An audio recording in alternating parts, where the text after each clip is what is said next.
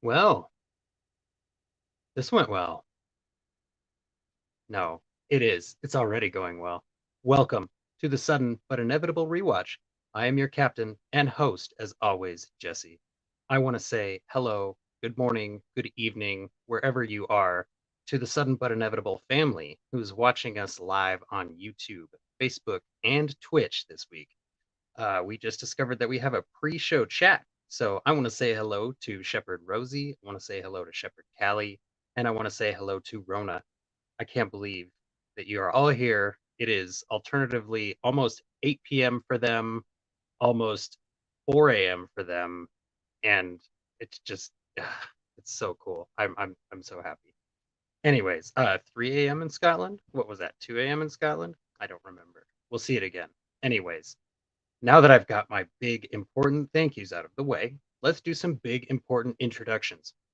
With me, as always, this week is our bona fide companion, Ricky D from Best Flicks with Ricky D. Ricky D from Best Flicks with Ricky D. How are you doing this week, my friend? I'm doing good. It's been a good week. Excellent. I'm so happy to hear that. Would you say you've encountered any turbulence this week in your shuttle? It's been a pretty smooth week after last week's snowstorm. It's barely even hanging around, really, not causing any issues. That is excellent to hear. A nice turbulence-free ride is what we are always hoping to provide. Always, the other two people that are always with us, of course, are our two first-time Firefly viewers, Josh and Kylie. Josh is the head of the Twist My Arm Network, and Kylie is his co-live host. How are you guys doing this week? Great. We're doing great. Doing well, yes. We're hanging out in a trash compactor. As I you can noticed see, that. the trash compactor. Very famous trash compactor. Oh, it's backwards. Yeah. I mean, Feeling. let's see, how many are there? Because there's that one, and then there's like the one from the Ninja Turtles movie, and then that's... That was a trash truck, though, wasn't it? Well, yeah, I but thought it that was was like compact a. trash. All right, fine. I guess. And he was formalities and shit.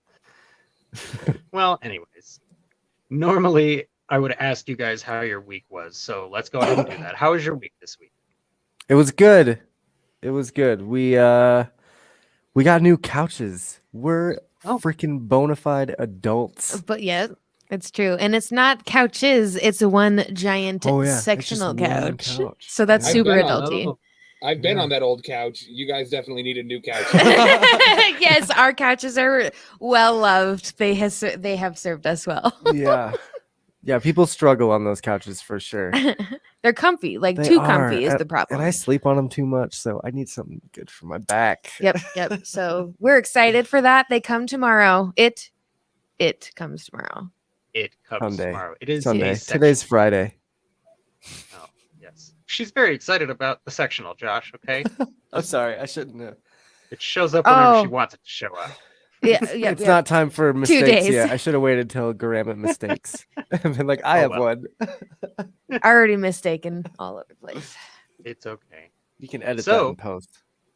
If you've been watching for the last few weeks, you know that here at Sudden But Inevitable, we have just been blessed with an amazing run of very talented, insightful guests that are all very nerdy and geeky, and they love Firefly. And it's my absolute pleasure and joy to introduce you to our latest guest in that run, Roy, the Intrepid DM. Roy has recently been added to the Marvel Canon Madness podcast, which runs here on the Twist My Arm Network. And he also runs a bit of a stream over there on Twitch. Roy, why don't you tell us a little bit about that stream over there on Twitch? So, hello, everyone. Hello.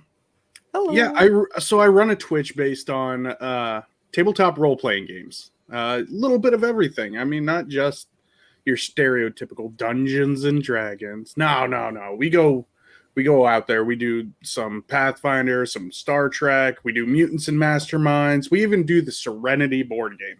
So we're all over the place. And I'm so happy you guys have me on. You know, I watch. I'm at work today.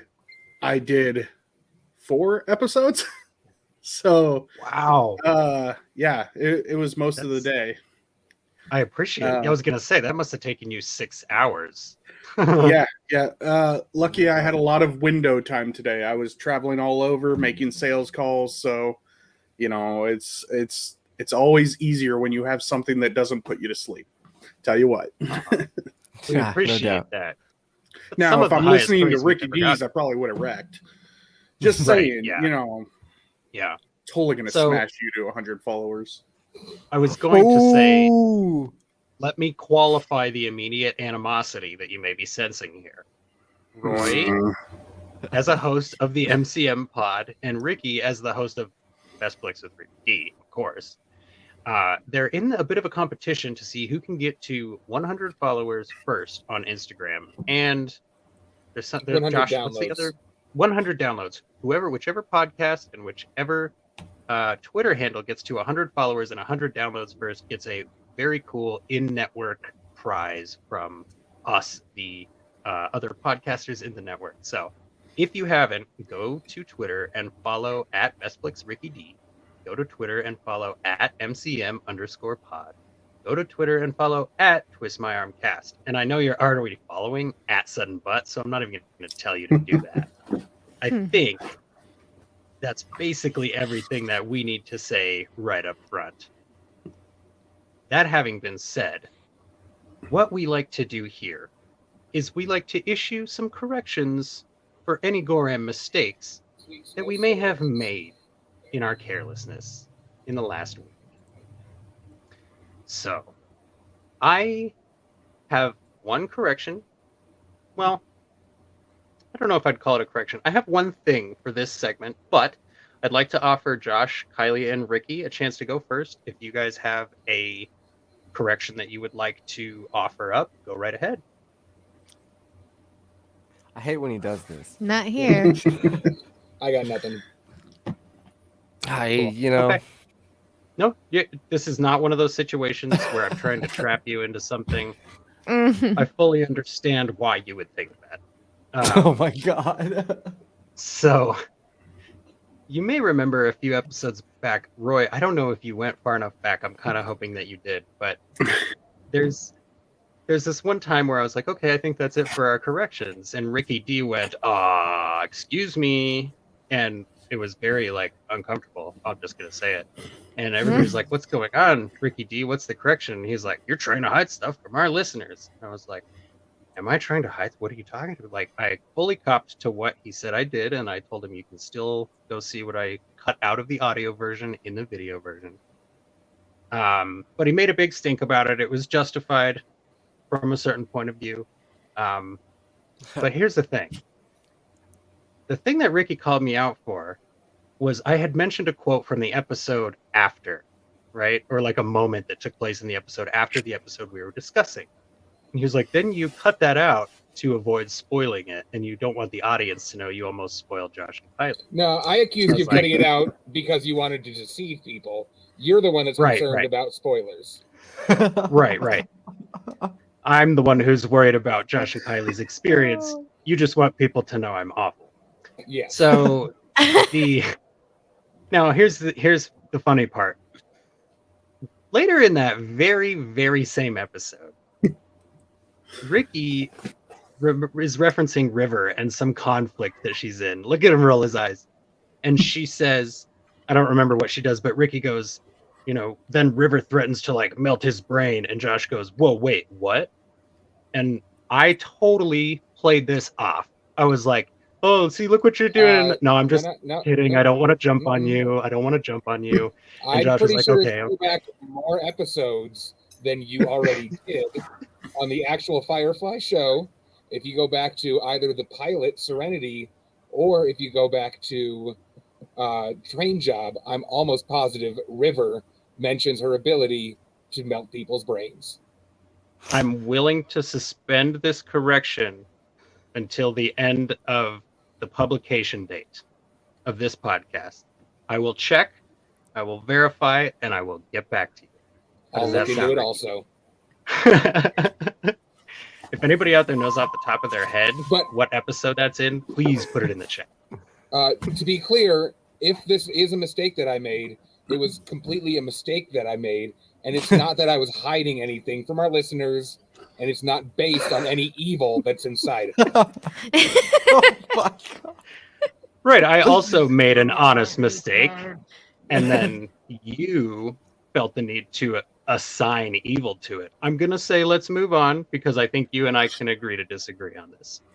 I don't know. You know, Go ahead, I don't Roy. know about this. Ricky's attitude? Yeah, I wouldn't follow him on Instagram or Twitter or anything. Just saying, you know. I would download his podcast, though. Positivity is everything. So why don't you go ahead, give me a look on MCM Pod. You'll enjoy it, guys. Oh my God. It's so bad. In Holy 2021, cow. the branding wars began. Nobody was safe. Nobody could hide. Self-destruct sequence activated. Oh Okay. my goodness. Oh my goodness. Welcome. So, I would like to say hello to everybody watching and listening one last time before we get going. Ricky D, as we do every week, I would like to hand the duty of giving the synopsis of this week's episode, episode 11, Trash, to you. Take it away, Ricky D. All right. Like you said, season 1, episode 11, Trash. This aired on July 21st. This did not air.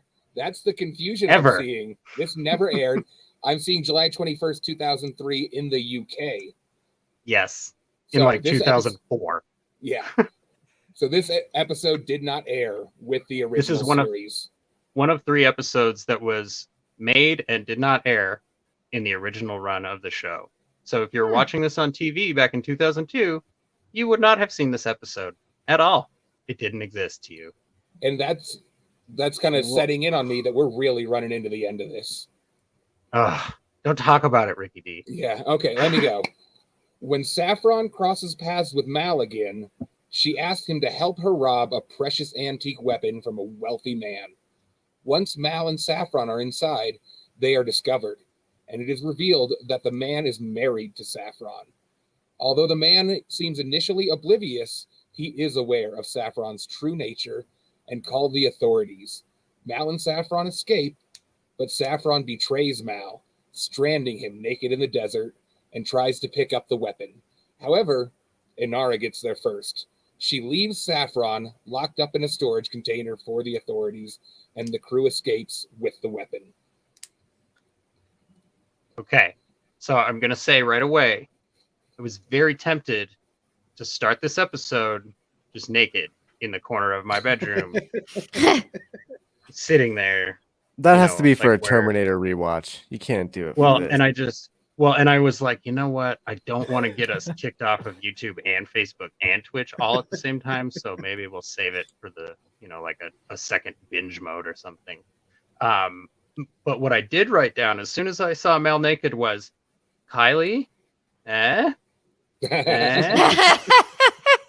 real skinny, just like Josh. Real skinny. It was funny. I didn't have much to say, but the first thing Josh said had to comment on how nice of a cute little butt little Nathan has.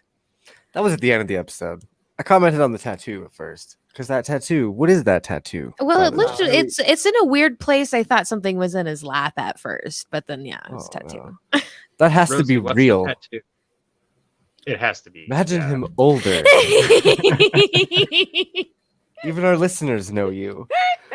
Well, I have one of Jesse's jokes. Maybe if he was naked now. You have a one Jesse of my style jokes? joke. Yeah. Do it. More like Captain No Pants, am I right? Oh my god. It's too early. It's too early. No, it was very well executed. I appreciate that. And I flattery is the sincerest form of imitation is the sincerest form of flattery. Couldn't get that out. I remember Rosie says that it was a hard, dark time. I bought those DVDs immediately. I remember money was no object. Rosie, the level of dedication that Rosie has displayed for this show is like mind-blowingly cool, you guys. I really love it.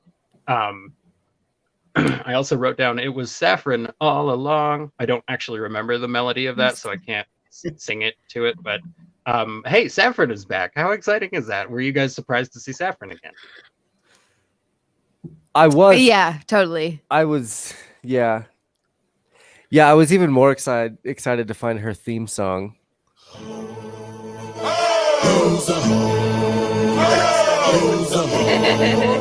I mean, for real though, Saffron is a hoe. How many people did she marry? So least 3. many At least 3. that we know of Oh course. man, I I'm haven't. going- Jeez. What I'm does he going say? to He guess says, "Who hundreds. haven't you married in this galaxy?" or something like that. Like, and for real, I started to question that. I was like, she's married a lot of people, including Mao. So like, She was going for Wash. yeah, she would have married him too if she got the chance. If it wasn't for that meddling wife. Yeah. So, but right away, I'm thinking Saffron should know better than to try the exact same trick on Mal, right? Like, is she Yeah. just? Is that meant to demonstrate that she's used to being able to just like I've got literally try the same thing? Go ahead. one of the Ricky. podcasters that I listen to says there's no celebrity like being a hot chick. And I think this is an example of that. If you're, pardon the double use, but a hot chick, which Saffron is in this Right. universe, you can get whatever She- you want. You can walk straight up to Brad Pitt and be like, I want to be on your arm. I want to hang off of you. She actually self-identifies as hot in this episode. Yes. she's like, she Mal. does. Yeah, so I was glad to see her again. I will admit, one of those things that happens, when you don't watch a show for 10 years is you forget certain plot points. Mhm. And as soon as she popped back up, I went like, I remember this whole episode. Like, Yeah. I Yeah. The laser gun. name. Yeah, and the name, I was like, wait a minute, is this that one? No, not that one. No, that was last week. So, and then as soon as I saw, I was like, right, okay, cool, yeah. And after we meet Mal's other war buddy, right, I really love that Haley asks Zoe to be sure. She's like, Monty is good people. We love Monty, right? Like, I want to just verify that Monty is cool. Like, I like that she asks Zoe for that because Zoe would know, right? Yeah. Man, So I was kind of Here's a- disappointed to see her back because I was like, oh my god, this was such an easy way to put them in peril. How can we give another story of them getting screwed over? Well, I don't know. Let's bring the hoe back. And it would be like having 2 Q episodes in one season of The Next Generation, for example. Correct. Like, correct. why you gotta put like 2 like wacky fun episodes in there? But like, so I was reading today the internet somewhere, I don't remember, I think it may have been the Firefly wiki, but they were talking about how supposedly there were originally 7 plans for 7 years of this show. So I have to imagine they were attempting to set up like 6 seasons in a movie. and they were attempting to set up like, this will be a multi-season arc with this character where she comes back, a couple of times throughout, that kind of a thing. And I agree with you, Hector, in the chat. The worst crime Yeah. is making him shave the chin wig. As In- you can in see my over notes- here, In but my failed notes, to I do have so. I shaved off my Got beard for you, devil woman. Devil woman. Yeah. Yeah. I wrote that down too because, as you can see, no man should ever get rid of their soup catcher for a woman. Woman Their will soup love them catcher. for who they are. I would like to Yeah. point out what I've got here is probably 3 months growth. So Another reason why you should follow me and not Ricky. The glorious beard. And Roy I knew with it some was coming. FaceTime. Oh, can I just say that Saffron, even though they brought her back, and I know it does seem kind of corny, the fact that they gave her a little bit more in depth means that, to me, that they wanted to build her in a more permanent role. Like, they have to flesh out other characters beyond the crew that would commonly come back. And like I got that feeling from Monty as well, because I mean they just in the little like 3 minutes that he was on screen, they revealed so much banter between him and Mal. And then when They're old war buddies, right? yeah, and then when Saffron entered the picture, I mean, really, Monty just sat there and watched Mal completely like just cock his wife in the face. Yeah. And then they went at it, and Monty's like, "This is normal. This Bridge. Yeah. That was some of my favorite like background noise. Like Yeah. Mal just clocks her in the face, and he's like, "Oh, come on, Mal." Like he's seen him do it before. Like, not my wife, dude. Yeah. And Well- and when she hit him, what did she call herself at that point? What was her name? Bridget. Bridget, yeah. That's right. Bridget, Yolanda, Saffron. See, Yosef yeah, Yosef Bridge. Bridge. Yeah, they're all stripper names, all hoe names. Yolanda? Not saying strippers are hoes. I'm Yeah, I sorry. don't. Coming this next on stage 1, Yolanda. My bad. Yeah. I don't. Yeah. So. I Anyway, really yeah, like the way that was some of my favorite banter. Whoa. Yeah, Funny. and they really illustrate like, the word. I'm sorry, Ricky D. What's the war buddy's name? Monty. Monty. They're like, Monty. hey, Monty. You know, they really illustrate that Monty just decides whenever their scuffle is over. He's like, I kind of want to see which one of them wins. I'm sort of interested to see which one of them is more justified. Okay, I'll just grab them and separate them now. Like, Yeah. he was Kids. enormous. And you know, Yeah, he that- reminded me of every drummer in a metal band I've ever seen. Go ahead, Roy. that actually kind of goes into the scene where Malcolm's walking onto the ship right away. He's got the 2 pieces of rag stuffed up his nose, and all that, and everybody's looking. And I don't remember who said it, but somebody looked at Zoe and said, did Monty do this? And she basically Right. says, no, if Monty had done this, no one would be walking away. Yeah. We'd basically be in body bags.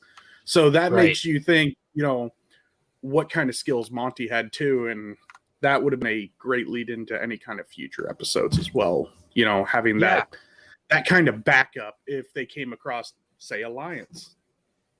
Or say Niska, or say Yeah. any of the several myriad threats you could encounter out in the black. So Yep. I really like that Mal breaks down the entire character of Saffron into the one line where he's explaining it's you and your uncanny ability to make men sweaty and compliant. And Mhm. she just kind of like tilts her head like, I do that, don't I? That's kind of my jam. So Oh my god. so then Also, she's when explaining. Go ahead. also when he's patting her down for the weapons, and she goes, you forgot a place, and he goes, you can't miss a place you've never been. Yeah. Yeah. It's like, Yeah. well, You missed a lot of- spot. Yeah.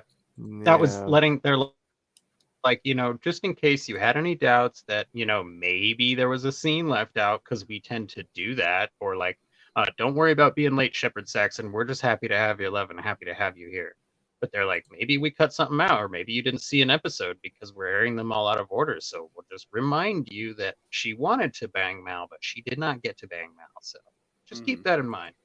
So then she proceeds to explain this. Well, actually, before we do this, let's talk about the really great scene that we get between Inara and Mal, where Inara is making tea, and you're like, oh, who's she making tea for? Ooh, who's she drawing the curtains for? And then Mal walks in, and even we as viewers are like, what? And then Mal is like, not "What? really, because What did you guys what's think his of this?" name? Someone tells Mal that Inara is waiting for him. Inara needs to talk to you. And so then the next shot Right, is and Inara he's like, pouring "Why?" tea, and I'm like, For oh, you. she's getting ready to swoon him. Well, she's gonna schmooze him over for one reason or Yeah. another. And he just comes barging in like, oh, hell no. I've already had a terrible day. You don't even know who I've got hidden on this ship. Do not try and con me into anything. I liked the He's like- scene. It was what did she say? She said wobbly headed doll capers geisha or something dolls. like that. Yeah. When she was Obligations. describing all the jobs that they've been going through, because she's upset about not getting jobs herself. And she's like, well, if you wouldn't be taking such crap jobs, then maybe I could get better clients. What do we get for the wobbly-headed doll thing? Hector, Yeah. it wasn't petty in Chinese. There are different nuances to what she said. Oh yeah. Yeah. Yep. Well, first time they call it out, though, right? I think that might be the first time somebody actually says, "You just said this in another language," that I can recall directly. So she, they have this back and forth, and basically, eventually, he pops the box. Saffron's in there. She starts explaining the heist. We get another heist planning / happening at the same time scene, like we got during Ariel at the train job, etc.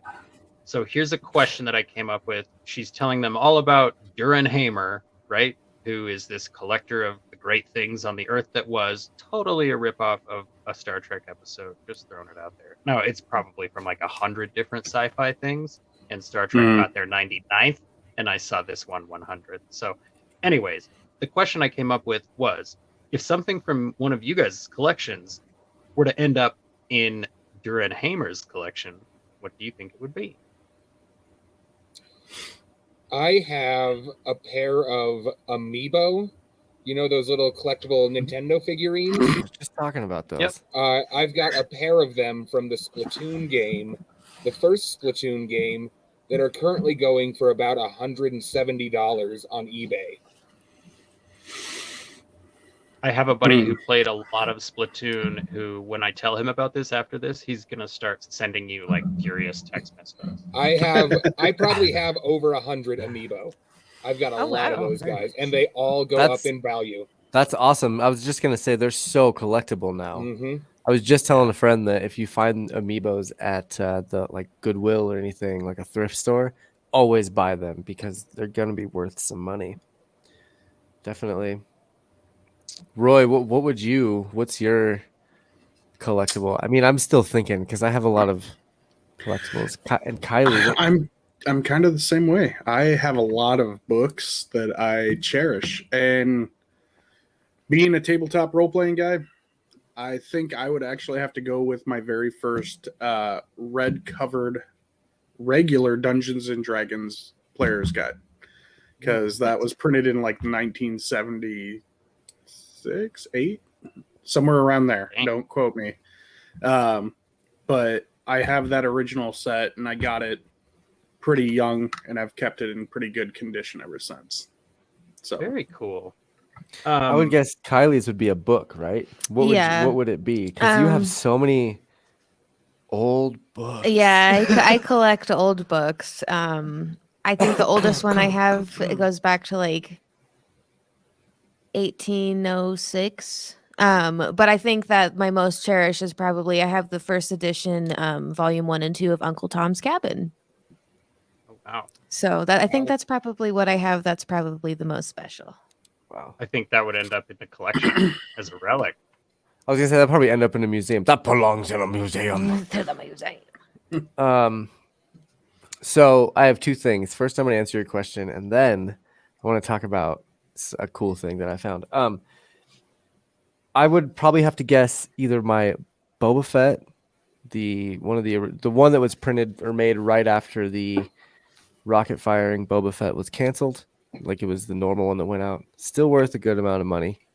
It's got the little Kenner logo on his leg, 1979. That's pretty cool. Yeah, not that one though. That one I do have that one. That came in a set with Han Solo and Luke Skywalker, didn't it? I got it for my birthday when I was like 8 years old. I don't know why Okay. it's within reach. It's just within reach. Sure you don't. Sure you don't, Riggy D. Or I just recently got these ridiculously old Topps trading cards from Star Wars, and they're like looking online. I know that if I went into like Pawn Stars and I was like, well, looking online, it shows that they're worth this much, and the guy would probably laugh in my face. But looking online, it kind of seems like they're worth a lot of money and going up in value too. Just certain ones out of the stack, but obviously mine would be some sort of Star Wars toy that I'll be most likely buried with. Buried with, yeah. And so let's see. Go ahead. No, you do it. You finish because I have a tangent Oh. to go on, kind of. I was gonna say, I don't know that mine will match the relic status of Kylie's item. I don't think it will. I don't know if I can reach it without pulling my headphones off. Give me 1 second. No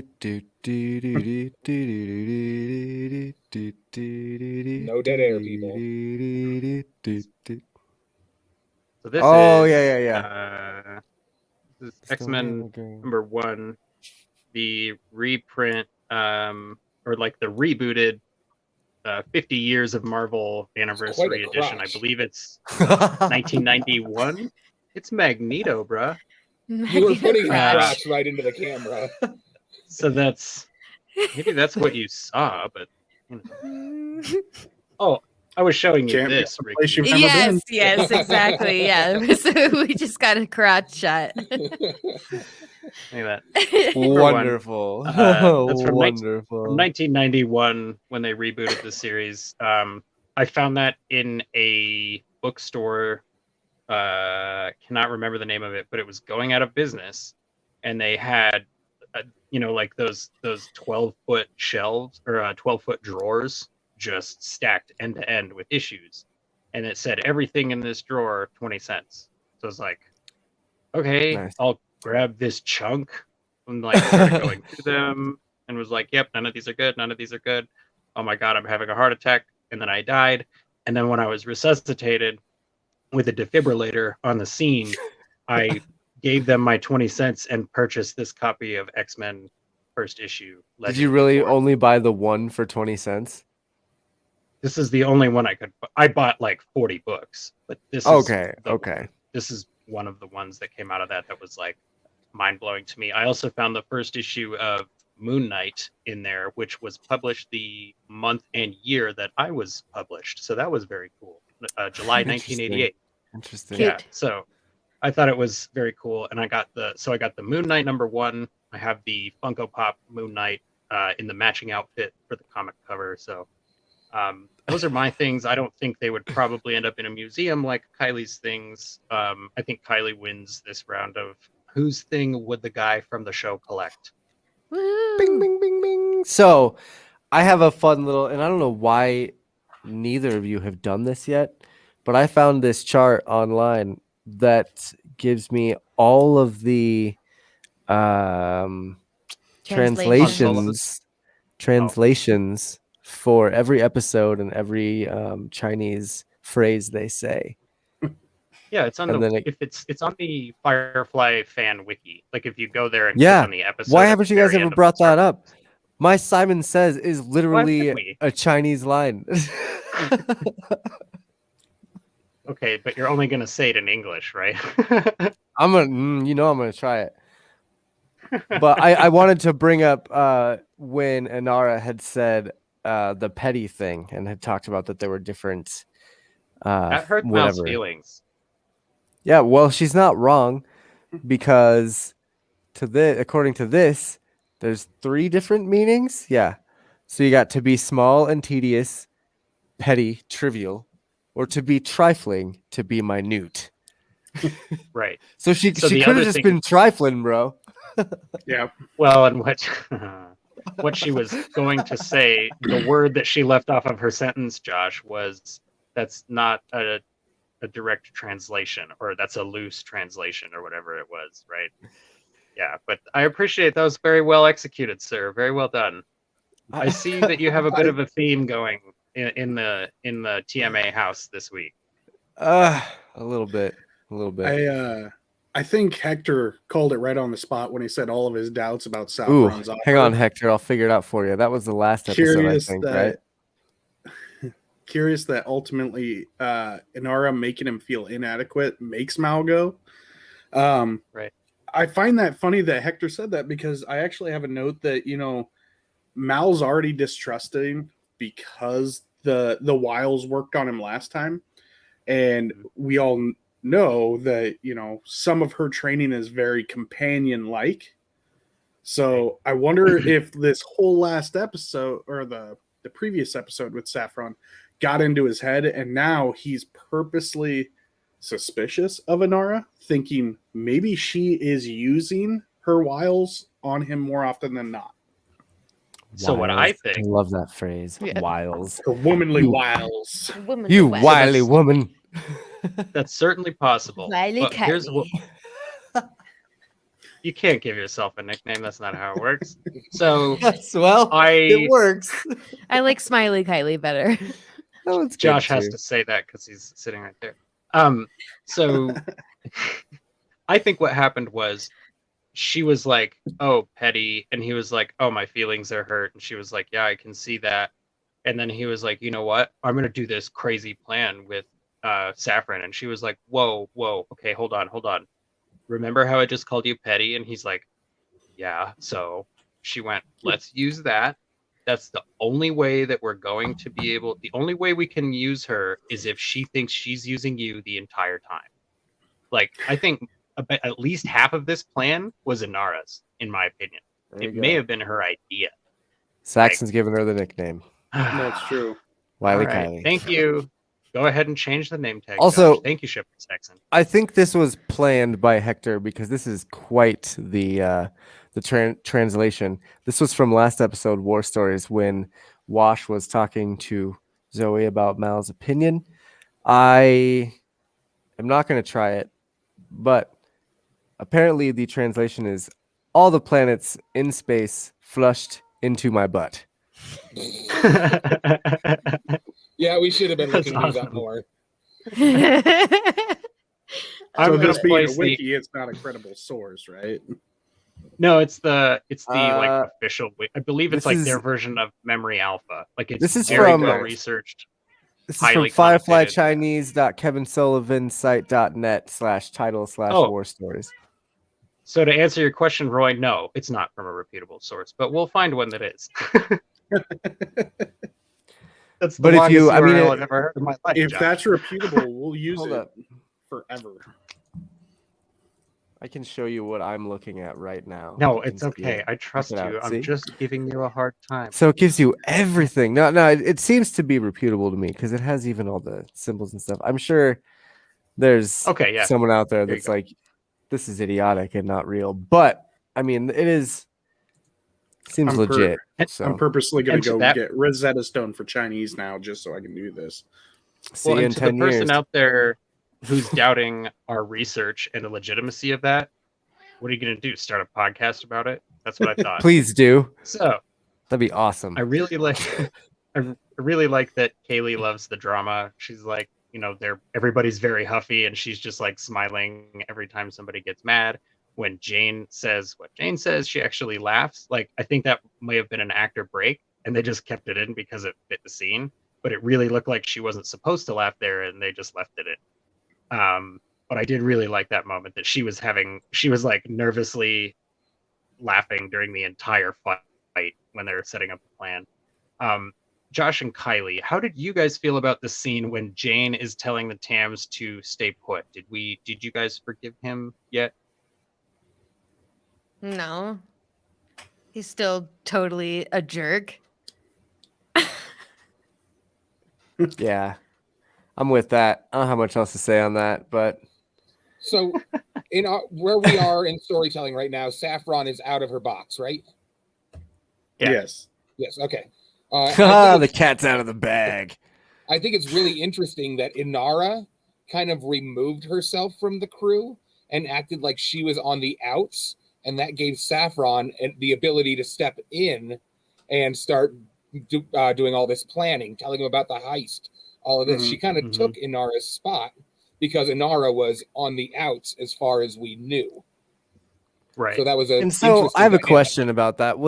That was all planned by Mal? Like when they were in the room talking, having tea and fighting That's what I was about saying petty earlier. stuff? Yeah. Yeah, that's what I was saying. I Okay. think Mal was like, okay. okay, well, Saffron has this Sorry. idea, and I she mu- was I must like, have missed okay, that. well, you can't. She's like, well, you can't trust her, but we can use your weakness to make her think she's in charge, and we Mhm. can all get the money that she thinks she's going to get. Because in that scene, they both walk into that room with the same motivation of like, we need to make more money. Like, so it's not a big confrontation. It's more of like, how do we make this dangerous money with this ridiculous person. So, and you have to take into account somehow, like, we need to get this person in on the plan, even though she knows that we don't trust her. And amongst the degrees of not trusting her, there's one person here who flatly does not trust her at all. So that's kind of what's meant to be the brilliance of the plan, is that Inara went, look, I just saw you be insecure, and if we use your insecurities, then we can make Saffron think she's in charge of you this whole time, and it will totally work. So they go to Bellerophone. Does anybody remember the name Bellerophone from Mission Impossible 2? I thought it sounded like some kind of brass instrument, like a sousaphone. Mm. I'm probably going to upset a lot of people, but I've never seen a single Mission Impossible. Nah, they're not that great. Okay. Muted. Bellerophone was really a terrible. hero. He was a hero in ancient myth, and he fought this monster, the Chimera, which is what they named the virus of Mission Impossible 2.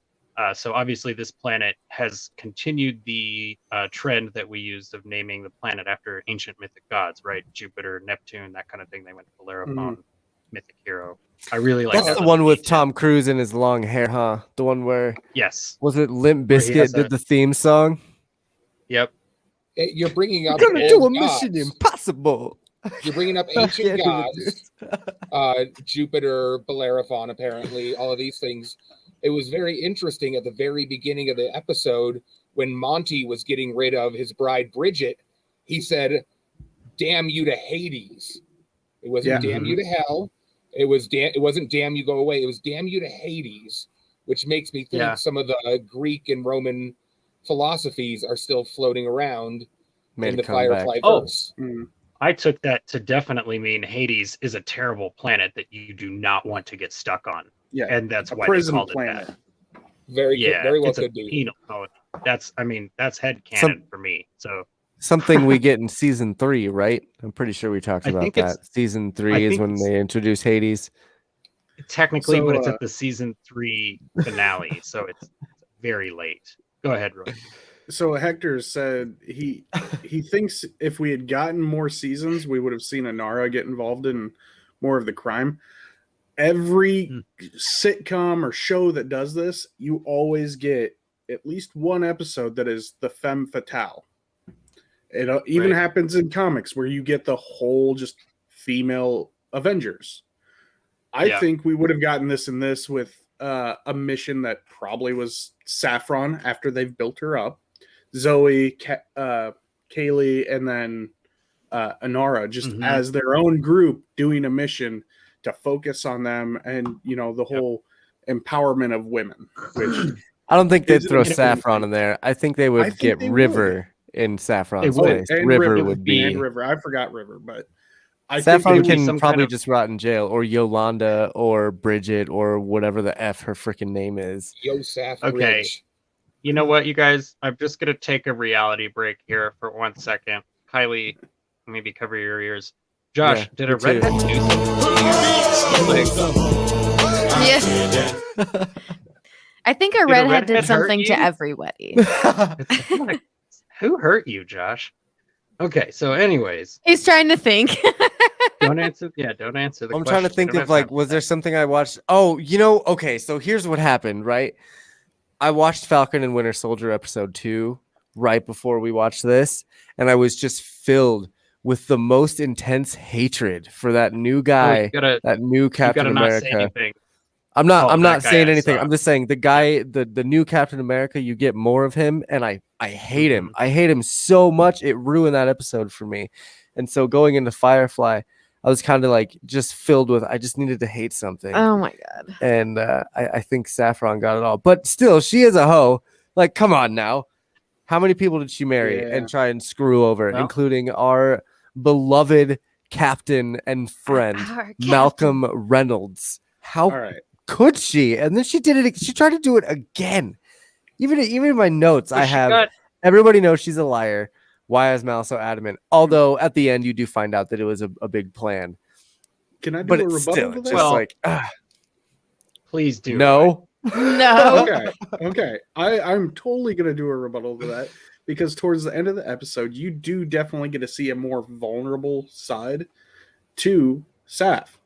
Now, Because she She's got caught. No, and Well, and then she's she was locked faking away it. she's locked away in the castle tower by, a nobleman who thinks he owns her. So she wanted that freedom and she left. Nah, So she can burn in Hades.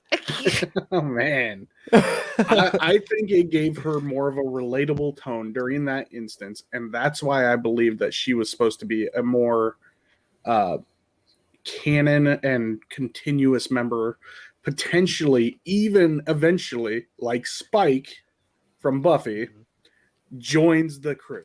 I think eventually. I think they the only would've reason she would forgiven do her. it, they wouldn't forgive her. She would be sitting in jail thinking about the fact, oh my God, I just got had by that crew. I need to get in with them because they're good. They wouldn't forgive her, She'd but they'll come- forget Jane for, trying to Yeah. sell him out multiple times. Yeah. No, they like don't Jane's know part of Yeah. the crew, yet, though. Josh- really. Saffron's not. Just saying. Yeah, but Jane's Saffron only could part of be the crew because Mal didn't kill him. Wait, I need to get back on this Spike But- thing Jane is still part of the crew. because I think they had to put a chip but- in Spike's brain so he could no longer fight humans. Are they going to have to put a chip inside of Saffron's vagina so she can no longer No longer- manipulate? No. Is that That's how her it's- most valuable asset, really, because she's like a less what is it? She's a more opportunistic Inara. She will use it to get everything she wants. Inara will not. Inara has minus principles. scruples. See, and Yeah. Rosie says Jane was sorry. Saffron, Yeah. whatever, was Was not not. sorry. She was not Ja- sorry. She was trying to swindle them to the very end, even with trash falling out of her don't- nose. Okay. She was still okay. trying to get Roy is swindle not them. making the point that Saffron and Jane are equally bad. He's saying the show has demonstrated it's willing to give characters with negative Give connotations chances, a second sure. chances. And look, I could totally see it happening to where they would have to break her out of jail because she knows someone that they need to get in touch with, and then because they help her, and she, I could just see some sort of episode like that happening. It's such a predictable thing that they She's could the Bill bring her Burr back of with. Firefly. It's been said before. The what? The Bill Burr of Firefly. Okay. And Hector's right. Maybe that's she could why make they a picked good Bill Burr. secondary pirate or pilot, not pirate. Yes. Pirate. Yes, I agree with Arr. that 100%, Hector. They could give her her own ship, and then she could be like this every season and a half foil. I think that would be fun. So maybe they go, I could have gotten away with it. It wasn't for you and your meddling crew. maybe they go full One Piece with this, and that's an anime, by the way. But they go full One Piece, and Mao becomes a leader of a brigade of browncoats in some a season. guild of You never pirates. know. Yeah, there could be a lot of stuff. They're basically So- pirates. That's what Yes, smugglers are. good. I did also write down the same note that you guys had earlier of, okay, so how many dudes do we think Saffron married? Like one per planet, multiple per planet? Like, clearly there's nobody enforcing these marriage licenses, right? Like, anyways. I do like how Rosie, and I like Rosie how did good she also was with verify the for crew. us- Sorry. No, you're good. Rosie also verified for us that the Chinese was legit. On Thank that site. you. Thank you. So I liked how she knew that the crew hated her. She knew that she wasn't supposed to be there, and she fed off of it the whole time. She had a total that hangover guy, he's Thank also you, in Saxon, by the way. I agree he's with also that. in Community, but he asked them, "Did you die?" And I really feel like that's what she asked them at some point. Jane was like, "Well, Ken you Jeong, screwed us that's who over," you're and she's talking like, about. "But did you die?" But did you die? Ken Yes. Jeong. Ken Jeong. Ken Jeong. Thank Yep. you. I knew you'd get it as Yep. soon as I said the reference, but Yep. yeah, So- that made me laugh a little bit because that's all I could think of was him coming out. But did you die? So, I think my first. Go ahead, Roy. I have a question for you. There's a point where Jane is taking care of the Tams and locking them in the room and whatnot, and this is he's talking to them, and River goes, "Jane is a girl's name," and he immediately gets like super insecure, and it Jane isn't a girl. out of context, this makes me think immediately to the bully, that gets called gay and is secretly gay, Yep. in the modern day, this could have been an easy transition for, Jane possibly wanting to be a woman or something, Right. Or having an identity crisis of I some could see manner, that. or I having have been bad part. born and labeled one way and wanting to live his life the other way. I Yes. could definitely see that. Jane was just trash talking women and how he thinks that women are a little bit lesser than him. So I think it was Right. more that it's just kind of a woman hating characteristic coming out of Jane. Yeah. But that He's fits- just been that fits scorned too many perfectly. times. Like, You that go would fit like a perfectly with a girl. character that like is having an identity crisis about that, Yeah, because they true. would Mhm. resent the thing that that Yeah. they are not. So that would make sense. That would all fit. That's a good point, Roy. The- I The wrote jock down hates a nerd because he's not as smart as the nerd. 100%. I wrote down, I think my first or second laugh. My first laugh was when I saw Wash's Stegosaurus again. I really appreciated that. Hmm. And then my second laugh was when they're meeting Saffron's actual husband, and he goes, "What the hell is going on here?" And Mal goes, "We're trying to steal your shiny gun. She is helping me do it, and we're gonna put it in your trash chute." He says, "I appreciate your honesty. Not Not that much. a lot, but I do." Yeah. It was like I really, really liked that. So That was good. and that character, what did you guys think of that character? Did they do a good job of casting him to where it was like ambiguous as to whether or not he would be a super terrible war criminal? Well, I think I- we glazed over what it is that Saffron accused him of doing. I don't think we talked about it in here, and it was barely talked about in the episode. But Saffron was saying he was the head of the biological engineering department, and he would just unleash some kind of virus on a population, let all the people die. There wouldn't be any damage to the buildings, like there would be no bombs going off, no nukes, anything like that. And then he'd go rob the location, and Loot he'd the place. he'd loot the place, and he'd choose the people to kill that had the best loot, which That's is pretty horrible. Yeah. horrible. Well, it's so, and the reason that they describe it that way is because that's literally the reason spelled out as to why Why it's biological okay to rob weapons him. are illegal. Yeah, No. that too. That's why in real life, why biological weapons are illegal and are war crime. It's because that's what they're designed to do, is wipe out a population and leave all their wealth. So that's why they use that to describe him, is because they're like, that's a war crime now. That's a war crime 500 years from now. War crimes are war crimes are war crimes. Don't worry about it. And yeah. Durin might not have actually been that either, because I mean, think about it. That's what I was asking. Yeah. So Saf could have totally made it up, knowing that Mal and the rest of the crew hate Alliance. Mhm. Right. He's not actually anything to do with Alliance. Maybe he's just some rich noble that, like I said, had her chained up in a castle somewhere. Sorry, but the princess is in another So- castle. Exactly. I really, Nobody Princess Mario always Kart in got another angry. castle.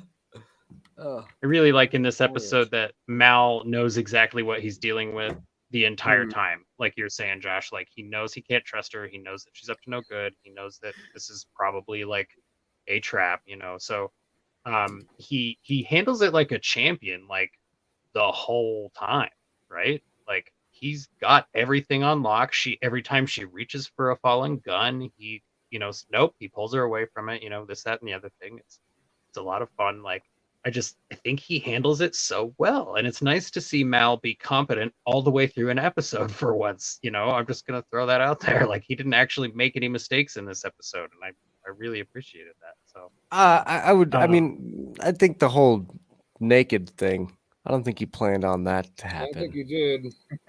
So that's Yeah, I probably a think he did. mistake. Can we also You just really talk- think he did? You think he planned to get dropped off down there? Well, I don't think that keeping his pants was a big part of his plan, yes or no. I think he ultimately got the money and he got rid of Saffron, which was the important part, and his pants weren't super pertinent to the situation. Yeah, whether Now- they were on or off. And it's interesting because earlier, when he first walks into Inara's shuttle, I think we can all agree that he had just finished cinching those pants as tight as they would go. Absolutely. And then later on, he's like, you know what? Not even worried about that. I'm gonna undo the drawstring. If they fall off, they fall off. It's crime. Who cares? It's Yeah, a fun time. he's also the most comfortable man with himself. Yeah. Like And he Closing the door in the wind. just no shits given. Just walked in, just It's his dangle house, dangle all hanging out, and it's like his house. dude. It's his house. The other Yeah. thing is, like, Kaylee, you know, Kaylee's a freak when she's not even phased by the junk wagging in front of her. She's just smiling and nodding her head, like, yeah, that's cool. Good mission. Yeah. So Maybe she was a listener bit Callie curious D, and listener Callie D actually pointed out that it tracks with Kaylee's character, right? Because Yeah. we've seen a couple of times so far that she's one of the few people on this ship that's very comfortable with sex and doesn't like freak out when sex gets mentioned or like, Mhm. you know, act like a Neanderthal or like pretend they're not looking at Anara. She's just pretty chill with it and like very comfortable with it. So that was a very She's good still point. in the from college Callie. girl phase. She Yeah. is, yes. yeah. She's gonna try everything once. Exactly. Yep. So I wrote, I really love this line when Mal is in the shuttle, or I don't know if they're in the shuttle or the trash barge, whenever he's in the ship with Saffron and she's breaking down or whatever, or she's pretending to break down. Also, I love that we're calling her Yosaf Bridge in the chat. That's awesome because Yolanda, Saffron, Bridget, Yosaf Bridge. That's great. I love that he says, I've seen you without your clothes on before, but I never thought I'd see you naked. And it was like, okay, so at this point, I'm wondering, knowing what we know, having watched the whole episode, what do you guys think? Did Mal think that he actually was getting through to her, or did he think that this was part of the double cross that he was still expecting? Like, Well, I think that she can feel bad and feel vulnerable and have those actual genuine feelings and still be trying to pull one over and still trying to get herself out of there. She can still be going, oh no, I've been doing all these things wrong, but she still has on the top of her mind, like, I still got to get myself out of this situation. yeah, and yes, Rosie, Mal does call her Yosaf Bridge. It was just I was saying I appreciate that you have brought the continuity into my life. As a huge nerd, I appreciate that. Well, we're still Yes, on Hector in Out of Gas, Mal saw everything. Go ahead, Roy. Well, we're still on the topic of Mal being naked. I do want to. Yeah. So I do want to Look, point he had a out- really nice butt, by the way. I don't care what anybody says. He I had a told nice you. He butt. did have Josh a was little into bit it. of a. He did have the whitey tighty tan lines though. So you know, He there's he that. must But- work out like for real. Exactly. But I wanted to point something out. Is there is something ironic because Mal gets stripped in the desert by Saf, and then when we go to the ship and Callie is inspecting the engine, she says that what'd she call it? The part, she said that part has been stripped and they have to land. So both Mal is stranded and Serenity. Is stranded in the desert also. Even Hector agrees. Great butt. Yep. That drunken Homer really sells that. Yeah, that's Yeah. Profile picture. Hector. Great, bye. That's good. Oh, For those man. of you that are listening to the podcast version of this, anytime we mention somebody that's not Ricky D, Josh, Kylie, or Roy, we're talking about the live chat, if that's not Yes. immediately apparent to you. Yes. If you would like to, you can join us on facebook.com/twistmyarmpodcast every Friday to do this live. We're also on Twitch. We're also on YouTube. You know you want to be here. It's the place to be. So What's the Fillionaires? The billionaires. the Fillionaires, as we explained, I think in episode 2 or 3 of the Sudden But Inevitable Oh, that's Rewatch, right. are That's what right. Nathan Fillion fans call themselves. I like that. Yeah. Yes. So Kylie, answer the shepherd's question. You know, Answer. I don't know. I think maybe it's just there's just something about him that I can't like. Like I've never really been a fan of the pompous pretty boy kind of dealio. Not that he's not handsome. He is handsome. But I just I Is don't he know. pompous? I wouldn't I call mean- him pompous either, but I I think he's I think he's pompous. I think he's just he's the a captain. I mean, if I don't we- think that he charge. doesn't have reason to be pompous. I just think that he is still. Kylie, do you I think you're confusing think his I'm pompousness with confidence. Jesse, do we want to fight this evening? Is that what we're Oh, doing? it wouldn't be. So we're It fighting. wouldn't be I'm a just I'll fight. see kidding. you guys in a little I'm What makes just you think kidding. that would be a fight?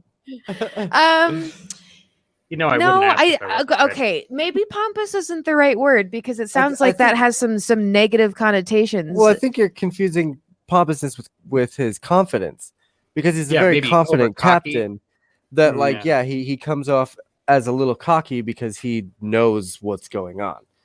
You know, just Mhm. like he knows what's in the apples, he I knows was what's gonna going say, on. thank you, Josh. He's you're so good at this. confidently aloof. Yes.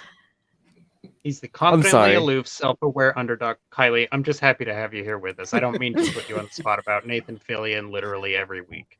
I promise I like might, Nathan. I might stop. I Look, like now. Listen, guys, bros to bros here. If Nathan Yeah. Fillion and her were alone in the same room, you know. I'm You trying would hit to on think. Nathan You Fillion. know, Total. She'd love his Captain Hammer persona. I'll Yeah. keep my eye out for somebody that I find handsome in Firefly, and I'll let you know. Roy, Okay. Yes. can you and I do a Dr. Horrible sing along someday? Yes. Yes. I would do that regardless of any feud that we have. I will put it aside for Neil Patrick Harris and Nathan Fillion. Wow.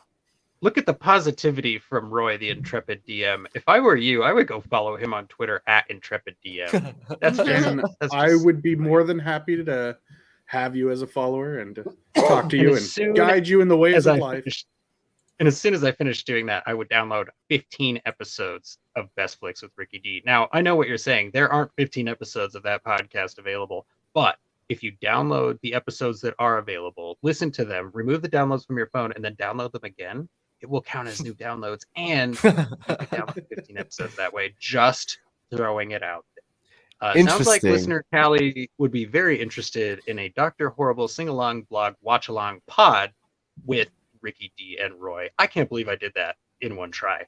Yeah, that's brilliant. I think Jesse deserves So- some FaceTime. I bet that's I wrote doable. down It has to be doable. this little tag that Saffron puts at the end of her burn on Mal, where she's saying, "You're the easiest mark in the world, man. Like I could do this with my eyes closed." She says, "And that makes you special." Now, Mhm. it's just this chance turn of phrase that stings us extra just a little bit because we remember Mal saying, "And that makes us mighty." It's like somehow she has keyed in on his speaking cadence and his pattern and maybe even some of his vocabulary. And she's mirroring him in a way that makes him vulnerable, and it really affects us, the audience. And I was She's like, a as soon as freaking she mimic, said is that, what it is. exactly. As soon as she said that, I was like, oh, I'm so mad at her. Like the whole time, I was So like, this is a bad. fun romp of with like a rapscallion style side character. But then when that happened, I was like, I'm really mad. So it's I agree with you, Josh. She was not the most respectable, upstanding individual in the verse this week. Well, I think that I could live with or without her. Like after this episode, if you bring her Totally back, agree. it's got to be something like you're having to break her out of prison because you need her help to marry some guy or something. I don't know, like Right. Femme Fatale episode. Yeah. there you go. Yeah, but You it need would to. be- You would. it would be need somebody another needs a empowering redhead. woman. Yeah. It would The be redhead. somebody I wants a companion, and it has to be a natural redhead, and she has to be insane. And they're like, Yeah. oh, we know Yeah. that person. They were like, Okay. crap. So I can also Let's go see to why Hades, they pick her up. kept. I So can when also all see why they these- cut this one because Yeah, it just it was. Yeah. Philly. Not a lot of So plot filler. planned for the series. So back in the day when this first came out, like honestly, Kaylee and Saffron were like my two biggest crushes on this show. I don't know what it was about them, but they just had that girlish charm. Especially Saffron, the episode that they aired when you felt, when she was at the the bonfire and everything. Yep. It was just that homegrown kind of feel to the characters that really drew you to them. Well, And first then later, Saffron when was she a was very naked- Midwestern girl. That's Well, very, yeah, she's but very Midwestern. so is Kaylee. Yeah. Oh, absolutely. So, Yep. and being a Midwesterner, you know, Absolutely. it applied. That's probably It applied. that's probably why I'm drawn to Zoe and Inara more, the ones that are always out of my league. Lucky one of them dropped down a peg or two for See, this guy. And I gotta be completely honest with you. I'm more into like the Jane types, handsome and dumb. Well, Just you got kidding. one of two, you're still good. All right, guys. Kylie's gonna run the show for the rest of the night, so I'll see you later. This is really weird, you guys. Kylie actually just won the contest between Ricky and Roy. I don't know how it happened, but it did. So, you want to follow Kylie on Twitter? I don't know. I just felt myself go follow her, so you know. Yeah. I don't even have a Twitter. This is amazing. Yeah, There you go. I just You're picked the already first ahead of Kylie and went with it. We should probably get you a So- Twitter. I bet you'd get a lot of I followers. don't know, maybe. Oh, trash door. By the way, did anyone catch the trash door? Was literally just two pieces of string holding up this very thin piece of what looked like cardboard. They pulled it down and then shut it. I've got But more they're issues. on this immaculate ship. I've got more issues with that entire trash Yeah. system because every time somebody threw Go ahead. something away, they'd hit this button, and then this giant ship would come and take away an entire like The tire roll bin. away thing of trash. No, the button was the incinerator button to It's not. incinerate. No. It's not. No, it's not implied. No, Ricky's right about what the button does, but it's not implied that they do that every time they throw something down that chute. Just when It's it's just ready. implied that that's what that button does. That Yeah, button so like wouldn't exist. maybe- Then. That button would not exist.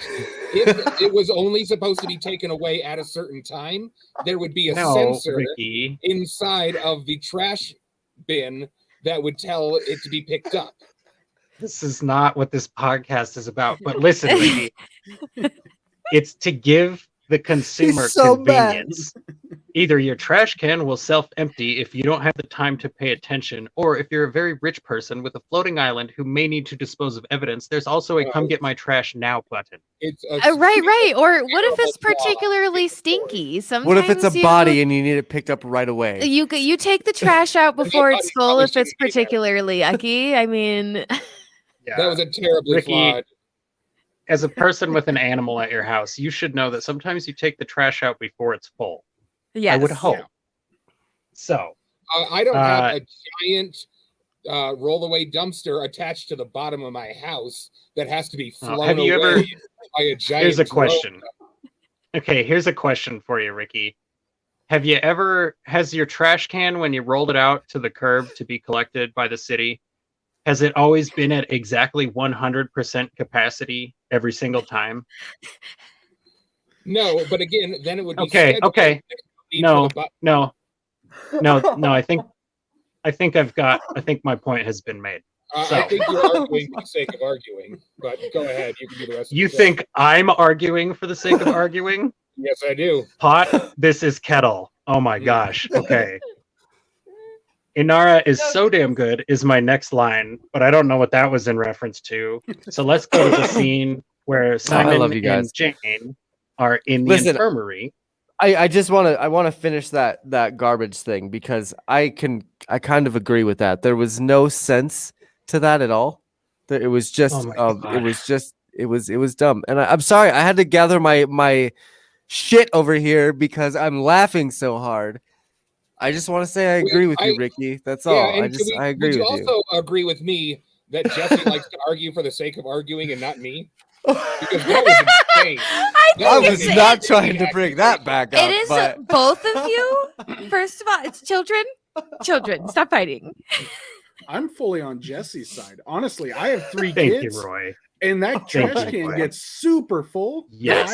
If I had an empty it now button, I would be using it all the time.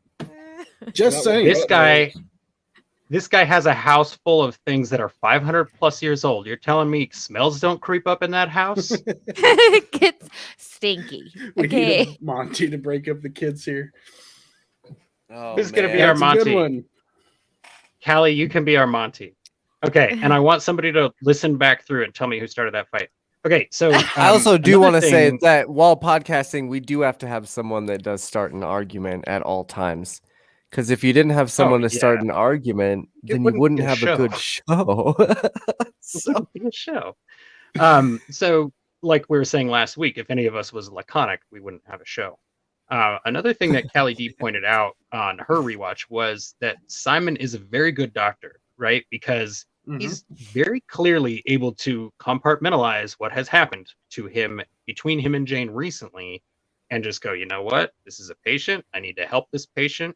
Maybe I'll scare the hell out of him while I do it, but I'm going to help him. I'm going to keep him safe, and I'm going to make sure everything is fine. Like, he did a very good job. He helped his patient. He put aside his personal feelings, and he very calmly explained to Jane, here's how things should be. What did you guys think of this scene? Josh and Kylie. I thought that it was definitely very interesting. I guess I wasn't surprised, but I was it was definitely cool to see that he was that he, as in Simon, was going to be the bigger person. Because I don't know. I do agree that I think that he definitely knew what he was doing by scaring the crap out of him. Can you imagine being there completely incapacitated, nothing you can do about anything, no control over anything? And this guy's basically saying, I could totally kill you if I wanted, but I'm not gonna. I thought that was much more of a threat than anything else, where he was like, listen, you're gonna be on my bed more than you want, and I could just paralyze you and not really give another thought about it. Maybe you should just be nice to me. Yeah, pretty much. And I loved how I love how River pops around the corner and gives him that creepy look. And then you find out why she gives him that creepy look, because she's like, I can, what is she saying? I can kill you with my brain, right? Also, I can kill you with my brain. And he goes, is anybody there? And she leans in and he goes, anybody else? Anybody else? Anybody else? Yeah, that was cute. I had Go ahead, Ricky. a different take on the way that whole thing went down. I think that Jane is constantly talking down to Simon and telling Simon that he is less than Jane. And I think Jane might have a flawed perception of himself. So when Simon is finally in charge of the situation and he's in his element, as we've talked about previously, Jane's not dumb. Jane is just needs to be in his element. Simon is very impressive when he's in his element. So Simon is now in a place where he can be in charge and he doesn't have to be demeaned to by Jane, and he can finally lay it out and go, look, this is the way things go. So I think that's really what was going on there. It wasn't so much of a threat. It wasn't so much of trying to scare Jane. It was just going, look, you may think you're the most important person on the ship, but we all have our responsibilities. We all have our strengths. And in here, I'm in charge, and that's my place on this ship. I would say it's a combination of all of that stuff, right? Like, it's using a veiled threat to explain, hey, everybody has a role to play, and you're not more important than anyone else, and I'm willing to afford you professional respect, right? And that's what I'm asking for from you. But I mean, he basically waved the syringe in his face, right? Like, there's no way that some part of it wasn't threatening, but that's to your point, Ricky, that's the only way Simon can be threatening, is if he's in his element and he's got like the doctor role that he can play. And to your point, additionally, Jane is immobilized because he hurt his spine. So like at this point, even if he wanted to do something, he could. Yeah. So yeah, I think it's the thing that's beautiful about that scene is that I think everything that everybody just said plays into it. All of us are correct there, because there are so many layers to what Simon is accomplishing and what he's trying to do. And I love that River is able to play back up there in such a subtle but effective way. Like, she's like, I'll just do that thing where I hang my head sideways and that'll be enough, and it's like, yep, that was enough. Like that was the third moment that I actually laughed out loud to myself is when she stuck her head around. I was like, that's so creepy. I love it. Right. So the last note that I had, and then we'll do a quick note check, was I really love that we realize, so at the very beginning of this episode, when Mal is sitting naked in the desert, he says, well, that went well. And we're like, Mal's sarcasm, right? But then we find out he actually means that. The Like, plan went totes well. Yeah. Everything went how he wanted it to go, and this was the correct ending. So I really like that it was like a double subversion, I guess, of what we were expecting this to go like. So let's go with Ricky. Do you have any notes that you feel like you need to get out before we jump into segments? Yeah. Give me just a moment here. I've got one. Not to go back to the trash cans, but when Wash was flying underneath the trash can and he was like trying to keep it steady, I thought that was really awkward acting. That didn't look good at all. And I was trying to compare it to Mal when he's in pain and he does really good acting. But Wash, when he's like trying to fly real careful, it just wasn't very good. I would guess that that's one of those things, like, unless you've flown a helicopter or something that, like, how do you know what that's going to feel like? Like, where would the weight be? Like, what would I be fighting to do? And for all we know, it was super accurate. It just doesn't look very dramatic, Like, it could be that he did a great job and we just can't tell because that's what it looks like. But I did note that there was, like, I think what it is, Ricky, is that Alan Tudyk's face is just so malleable and like he has a lot of like horizontal movement a lot in his face, not just vertical, right? So it's like I think that's where it comes from, is like every time he gives an expression, it's very like rubber-esque. One more thing. I also wrote down, where did that go? It was basically Inara is the only one that can really beat Saffron. Yes. The rest of the crew can scheme and be a part of it, but Inara is going to be the only one that can truly beat Saffron. I agree. I posit that in a hand-to-hand, like 100% even straight across fight, Zoe would whoop her. Oh, like, she'd kick her butt. Yeah. But everybody else on the ship would comes still have down an issue to. with her. Yeah. Definitely not. So, Josh and Kylie, did you guys have any other notes that you feel like you want to get out before we move along? I do. I have a couple. Yes. I really liked the ring that the guy had in his estate when he called the police. It was pretty fancy. I was just thinking about like what I would like to have in a device like that. If I could have a ring that would do something awesome like that, what would it be? Sound effects. Sound effects, yes. What would yours be, Josh? Walking into my house and like touching my ring, and one button turns on the TV. Yep. One button turns on the PlayStation. I basically got that with my Google Home theme setup. song. Yeah. One button starts, lighting up the rig that I have for my concentrates right after work. Like, it's just one button for all on my ring would be awesome. I think that that was definitely a pretty cool contraption. I've got some Google smart home setup stuff that basically does everything you're looking for. Is it on a ring though? But it's on my phone, which is also in my hand. True. Or is it a ring? It's just as convenient. Is it a also ring? Be voice activated. We could probably, which is more convenient. Josh, I don't know why you're. Why you gotta ruin my day? I don't know why you're arguing with Ricky so much, Josh. Jeez, why are you arguing about this? Kylie, what would your ring button do? Oh man, gosh, that's a really good question. Dispense cigarettes. We're so fucking healthy over here. It would, but no, that'd living be in really a trash cool. compactor, dispensing cigarettes. dispensing cigarettes.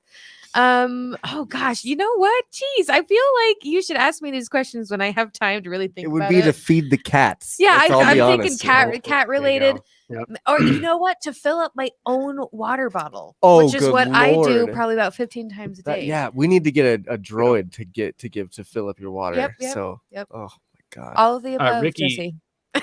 Ricky D, what would the Ricky D ring do when you click the button? Call my dog to me. I click the Oh, dog because she click won't the come ring and it otherwise. she's doing her own thing, but She's just mad you're Oh. gonna argue with her. When Yeah, she Jesse, comes are to you you. picking a fight? Say. Have you ever seen me pick a fight? Does that seem like something that I would do? Like, Let me you just think go I back would to the pick a TMA fight? chat. Take some Roy. screenshots. Roy, what would you? So funny fact, I generally have a pack of crackers near me, just kind of as a snack thing. So I'd probably go with like spray cheese, you know, Ooh, yes. That's awesome. because Cheese ring. you can't. So you want can't go wrong more of with like a spray- Spider-Man wrist rocket for cheese. Oh, but it would be No. like cheese whiz. Yeah, right. It's a You wear leaning that ring tower right of on the middle cheese. finger, and Man, I would do I it. love it. I could see think cheese whiz. I think I would go. It would have to be food related, and it would have to be like instant. Like it would be like I press this button, and the exact pizza that I want is like I hit the button, and then it's like ding dong, and the guy's like, "Hello, sir. I've got your pizza here. It's got pepperoni. It's cut into 6 pieces instead of Do 8 we have pieces." any spray Like, cheese in the fridge right now? No. We could show you, Oh. but we That don't is have funny any. though. I have heard that. I read an article not too long ago of it was mhm. weird foods that the Myths rest of the and world legends. think is weird that Americans eat, and spray cheese was at the top of the list. we Oh, do I the Yeah, hate you can spray get it in a cheese so a much. can, like a whipped cream Mhm. spray. Don't though. Oh, it's so Yep. disgusting. I hate spray cheese. I You don't go know to- if there's any dairy in it or anything. There's but- not. It's chalk It's- and Play-Doh and cheese No, flavor. it's just like dried milk. It does. It's Yeah. like cheese powder, like your mac and cheese powder, kind of Yeah, probably. yeah. Yeah. Mm. Okay. so It's the dispenser, Roy. There's nothing that's Yeah. that's you eat that's respectable that comes from a nozzle. Like that's true, but that's how actually- livestock eats. Have you ever seen the Good. cheese from 7-Eleven? That for your Ugh. nachos and stuff? Oh, See, they Man, probably Jesse don't knows have all about 7-Eleven that. outside of America, right? So well, they got gas stations though, right? You guys have gas stations, petrol stations. Petra. I've got an interesting fact about spray cheese, and I think you only find Oh, it in good. Nebraska State Fair, right? Okay. Oh, So geez. the last time I went to the state fair, they have funnel cakes, right? Normal Yeah. funnel cakes. Well, something else they do is they deep fry spray cheese. Basically, they spray it into the flour and everything, and then throw it in like a funnel cake, and you basically have a cheese whiz funnel cake. Like little curlies. Yeah. Yeah, but it's not actual sweet funnel cake. It's like pretzel batter. It's Yep. like those little crackers my mom likes from the East combos? Coast. No, what? They're not combos. combos are the worst. They've got the synthetic cheese on the inside, but they're like little crackers. I don't know. Again, American synthetic cheese. Oh God! Callie, Oh. you are missing out on the spray cheese. And Cheese But whiz. it's Callie so pointed out. delicious. It's so yummy. It is. Callie pointed out that Josh was was right. correct. I was Of right. course, petrol. Petrol. Petrol to go with your slice of Schwarzwälder Kirschtorte. So, Nice. Roy, do you have any other notes from the Oh, episode I'm not that done. you'd like to get out? I'm not Oh, done. sorry, Josh. Go. So the guns that the Alliance that they Mhm. had, the Wonder The Waffles, bubble gun. straight from zombies. I guess zombies would have taken that from this because that's exactly what this gun was. Well, I just called it the thought the- Wunderwaffle. I thought that gun was like lightning based. This is much more like of a force bubble. Maybe I'm Sound thinking of based. something new. Maybe it was from Black Ops 3. Either way, there is a gun in zombies that does the wind effect that pushes them Gotcha. super far away from you, and that's all I could think of. Josh, it's funny you mentioned that because I had written down that it actually looks like the gun from Spider-Man the animated series, the sound gun that they used to get Oh Venom my off God. of Spider-Man. Venom. Oh my God, Yep. that's funny. Mhm. Speaking of like, oh man, that was a terrible segue. But the Starship Troopers uniforms, come on, it's getting a little over the top now. I mean, it's Well, think all about it. I'm pretty sure think that about it one this guy was way. wearing freaking Doogie Howser's outfit from Starship Troopers. Like, I'm pretty sure. Go back and watch the first episode of any show that ran for a long time. It looks very different from the last episode of that show that ran for a very long time. Had this show been given its I proper understand chance, that. I bet you they would have upgraded the uniforms and made the Alliance a little bit less like cartoon villain, and had them be a little more fleshed out of an organization, maybe. Or we can hope. Yeah, but What like the else is least on you could here? do is mix up Starship Troopers with something. I guess they did have some Street Fighter outfits. I swear to God, there was some Street Fighter outfits in this as well. It felt like Because maybe that's, they were mixing up different hand-me-downs from studios. Ooh. Right. And that's the benefit of going to different places that we've never seen 500 years in the future, right? They can go, yeah, here they all just wear smocks. Simon wears Right. basically like a polo zip hoodie in this episode. Like he's just got Yeah, regular clothes on. And oh my gosh, let's just go on a fashion tangent here because freaking Wash's vest at the beginning of this, his vest over his onesie was So, like, ridiculous. doesn't fit anything. Yeah. Later with the talking. Okay. Yeah. Oh my God. Kylie I know she had something that she wanted to talk about with Saffron, and I thought it was funny. The first thing that I noticed right away, and then Josh was like, "Oh my God, this is ridiculous." But she, like, I don't know, it's got to be awkward to like act and run. But this chick is like freaking all over the place, power running, and it's like, what is wrong with you, lady? Swinging her arms So around like crazy, like okay. swim running. Here's the most polite way that I can say this. Christina Hendricks needs a very wide stroke when she swims, right? to avoid elbowing herself in places that might make it uncomfortable. So I would imagine she has to run like that so that she's not constantly just injuring I see, herself. because if we were like, bruises. Yeah. 'Cause I think that was Nice pretty theory. good. I think that was mostly polite on my part. I think that, yeah, no, that was super PG. All right. Does anyone know the name of the actress who plays Saffron? Christina Hendricks. Okay, I just so said I it, yeah. believe she is also in a new Netflix show that's on its it's not new. It's on its third season now. It's like Good Moms or something like that. Is Good that Girls, her? I think. Yeah. Yes. Yeah. So She from was also then on Mad to Men. now Yeah. she's right. Yeah. Yes. So, and yes, she is still acting and she is still working. She is still beautiful. She's still playing very powerful female characters from what I've heard. My mother-in-law watches that show and she's like very into it. So, yes, thank you, Shepard Saxon, for doing what I could never do. And also in Solar Shepard. Opposites. Well, I don't know if you it's guys hard to watched that. tell. I haven't watched it, but I mean, I watched the first episode and then I was like, oh, I'm going to go watch more Lower Decks right now. Did you have any other episode notes, Josh? Checking.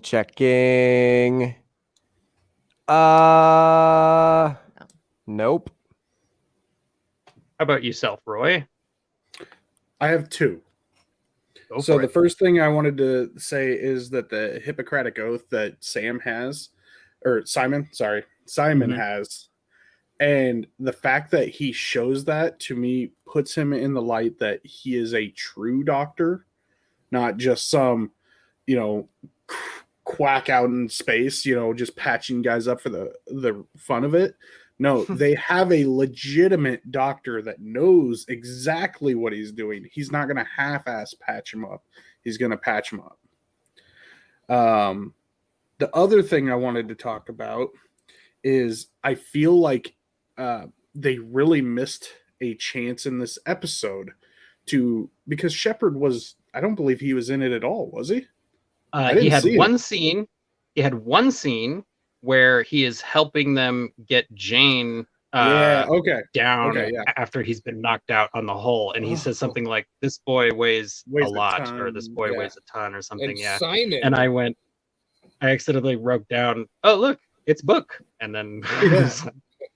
And Simon Yay. got this light in his eyes. He's like, Jane's unconscious. I'm gonna F Yeah. this Now's guy." my chance. I'm gonna paralyze I'm this on that. asshole. So I think they really missed an opportunity with this episode to let Shepard and Simon shine. I think they could have put this in the episode, and it would have given so much more alleviation to that infirmary scene, because they could have had Shepard, talking to, or having Simon confessing his feelings to Shepard that he wants to do this, and Shepard, basically saying, "Hey, you're better than Jane," all this kind of stuff.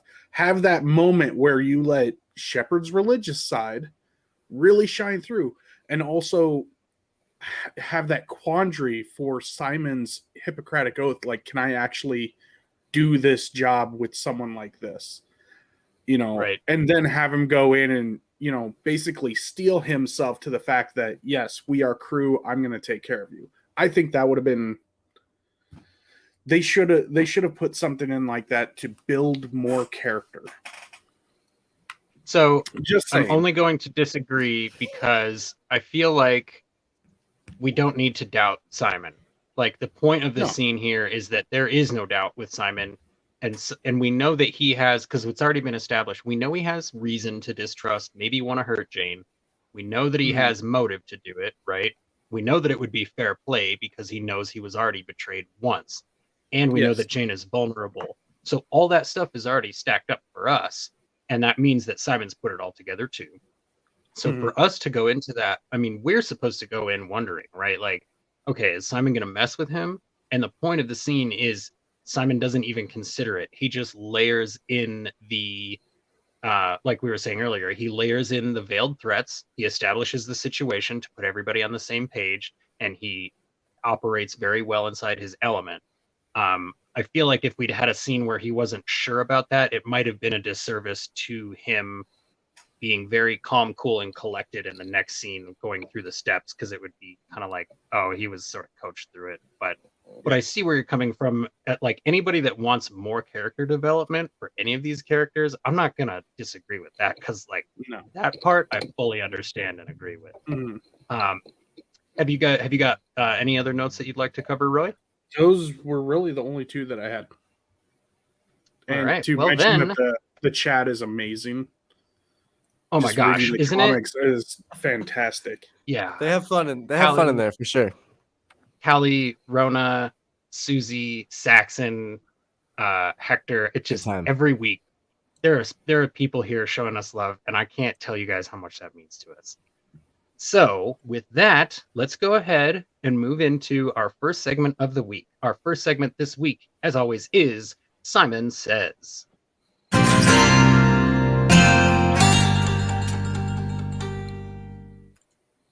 Simon Says, of course, is where we share our favorite quotes from this week's episode, even if they were not uttered by Dr. Simon Tam.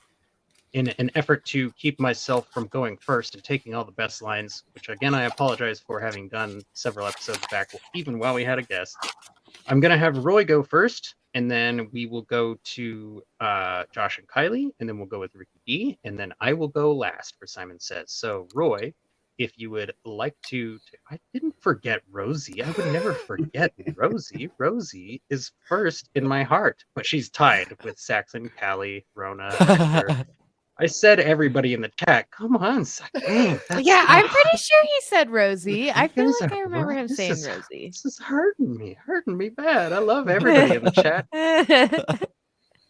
And by the way, Shepard Saxon, thank you for the fancy shirt. I really appreciate that.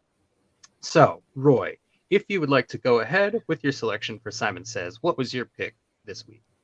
So, I did have one that I wanted to pick, and we had said it earlier in the episode, so now I'm going to go with a different one. I think I'm going to go with Monty. Monty had my favorite quote of the entire episode, and that was, "So you guys have met?" It was so well done too, because they played it in a way that neither of them had said anything yet. They were just pointing guns at each other, and he's Yeah. like, "Oh, it's pretty clear that this has already happened. Callie, you know that I cry at the drop of a hat. Anything could make me cry. It doesn't even need an impetus. It could just happen." But yes, to your point, and I love the thing that I really like about that whole scene with Monty is that we love him, and we immediately know what Kaylee means when she's like, "Wait, but we love Monty." You're like, "Yeah, we've known him for 8 seconds, but she's gosh dang right we love Monty. He's our favorite ever." Teddy Bear Warrior. Yeah, like I'm fully dedicated to him for at least the next 20 years. So I get where she's coming from. That's an excellent choice for Simon Says, Roy. Josh and Kylie, let's have Kylie go first this week, and then we'll have Josh go. Okay. Well, mine was already mentioned, but it is when River goes around and she's like, "Oh, and I could, melt your face off." But no, I can I kill like you that with my much better. brain. I like that much better. Melt your face off. Just like that part in particular, just because, this whole time, as mentioned before, Josh and I have been kind of excited to see where that goes and see what River is all about. And she straight up said, "I can kill you with my brain." So I'm like, "Ha, cool." I wonder, I'm excited to see where that goes. So There's some that's what I was exposition. most excited about. Yes. Excellent. Josh? So I'm not even going to try and say it. I'm just going to show you guys what I think it is, what it is. And then I'm going to read you the translation because it was my favorite swear phrase. But this is when Kaylee sees the engine sabotage. She says this phrase, and it translates to, here, I'm going to try it. Tasher suyo diyor da biaute da ma? I don't even know. You have to say I it tried. with authority. Tasher suyo diyor tu bao si tu ma. Okay, all right. It's not That it's not Jabba translates- the Hutt, you guys. Yeah, right. So that translates to, she's the mother of all the whores in hell. No. I know, it's a good one, right? What an Yeah. awesome slam. Oh, What? man. That is very well I want to done. learn how to actually say that phrase. So, no one would ever know what I'm saying. So, Right. let's do it. So, But that's, I don't know. Ricky That's T- kind of, yeah. Well, unless you're at a Mandarin restaurant. Which I would refrain from saying that phrase.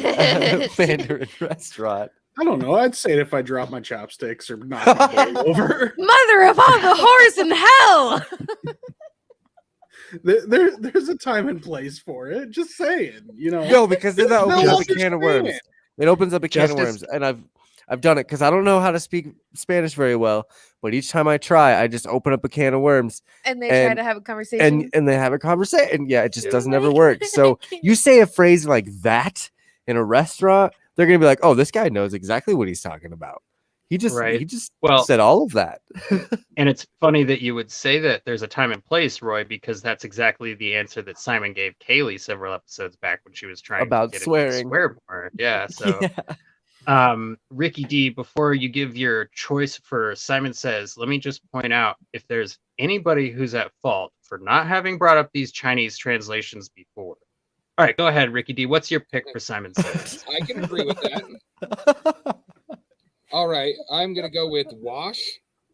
When he finds out that Saffron is on board, we're in Yeah. space. Yeah. How'd she get here? I don't remember pulling over.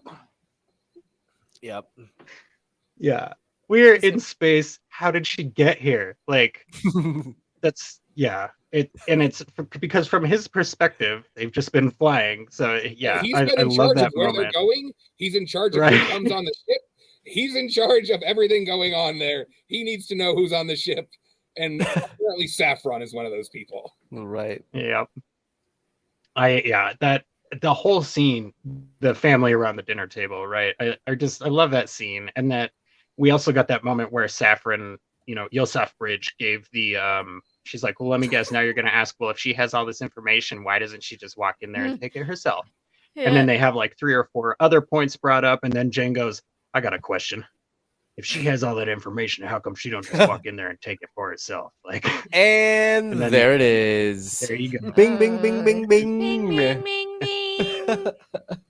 Is Jane dumb? According to this phrase, And yes. I don't think he is. I think he was bringing the point up again because she didn't address it. No. She deflected it by bringing it up herself. So he was saying, okay, but please address the point that was already brought up the first time. He was just phrasing it poorly because, again, ineloquent Jane. We haven't. But yes, I haven't love that moved whole on scene. from that Just original the question. whole thing. Can I throw out No, one it's more? good. It's good to have a through line. Definitely, please do. At the very end of the episode, when Inara is shutting Yosef Bridge in that dumpster, I don't know if anybody else caught it, but she barely squeaks like out of the dumpster as it's closing. You can't lock me in here. I have a condition. Yep, yeah. Yeah. Yeah, I did notice that. And I was like, oh my God, if somebody told her to wear a mask, whoo! Oh I my! have a condition. Saffron, the Karen of I- space. Yes, yeah. Well, there's the Yosef title of Bridge the episode Care. right I there. did. I Space did really Karen. like that scene. And you finally get it's like you're the whole episode, right? You're waiting for the Inara Saffron showdown because they gave you that in the recap. They're like, remember they had this moment that was really intense, and you were like, oh my gosh, they're gonna kiss, but then they didn't, and then she escaped. Oh my So God. you were like, Yeah. okay, that's gotta be coming in this episode, right? There has to be a reckoning. Like, this is the boss for Inara, and Inara is the main character. So like, what are we gonna do here? And then for Inara to have just Inara shows up in her nicest stuff, right? She's like, I am so confident that you are literally just stuck in a trash can that I'm just gonna dress up, hang out, and hold the gun on you. That's how cool I am. That's probably why I wrote down Inara is so damn cool. And she's holding an old malfunctioning gun on her. Yeah, and pulls the trigger. Well, and she has the other. I like that. She has the other gun, just Sure. in case. Yep. So my pick for Simon Says this week, I already said it during the episode, but that was Mal. When he is in the shuttle with Saffron, he says, I've seen you without your clothes on before, but I never thought I'd see you naked. So he understands completely the difference between, physical vulnerability and emotional vulnerability. And I think that adds so much beautiful, emotional, intelligent context to the scene at the start with him and Inara, right? Because that means that she probably went, whoa, Mal, you're really insecure about this petty thing, right? And he went, okay, look, yes, I'm insecure about it. And she goes, no, that's great. We'll use that. She'll be totally all over that. And we can, patch this plan. So I think that was meant to be, part of our illustration. Like, Mal is actually thinking way more steps ahead than we even think he is, even at that point in the story, right? Because we thought we were caught up at that point. We were like, okay, this is real time, but we weren't. There was still more to go from there. So I really like that. That would be my pick for Simon Says this week. The other thing that happens to me when I watch Firefly every Friday night is that inevitably I have to suddenly reach over and grab my sunglasses and put them on my face because the episode that we are watching, Ricky, is so shiny. How shiny is it?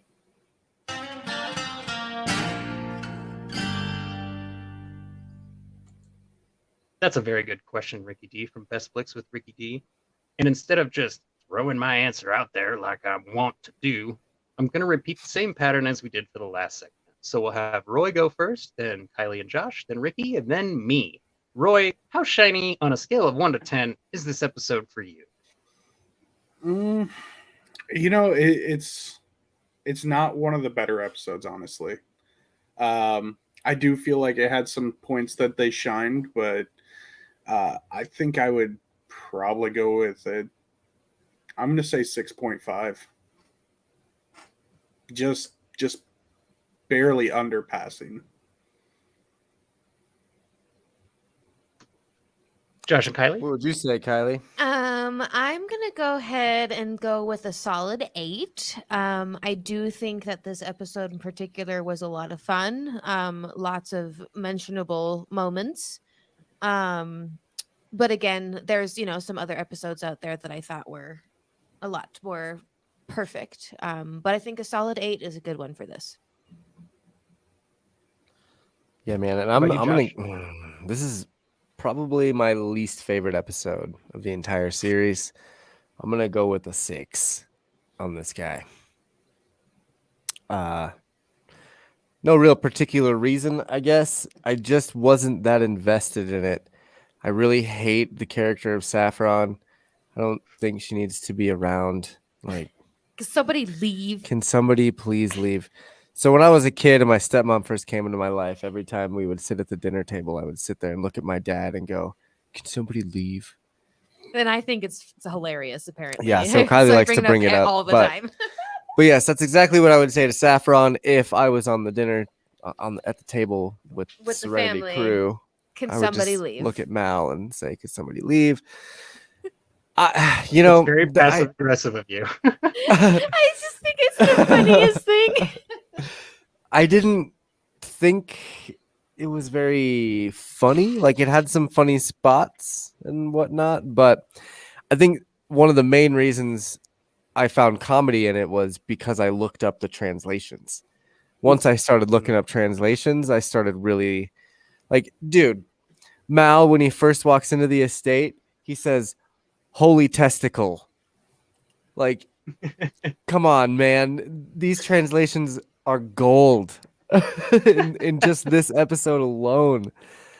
And so I did enjoy that. But in a way, I kind of had to dig for it. It wasn't like out of gas where I was just in it, and like sucked into the episode the whole time. I was kind of, they said something in Mandarin or Chinese, and I was like, I wonder what they were saying, because I just wasn't as invested. So because of that, I have to give it a 6, which I believe is my lowest rating of the entire series, which is sad to me because I don't like to give things low ratings, but I am.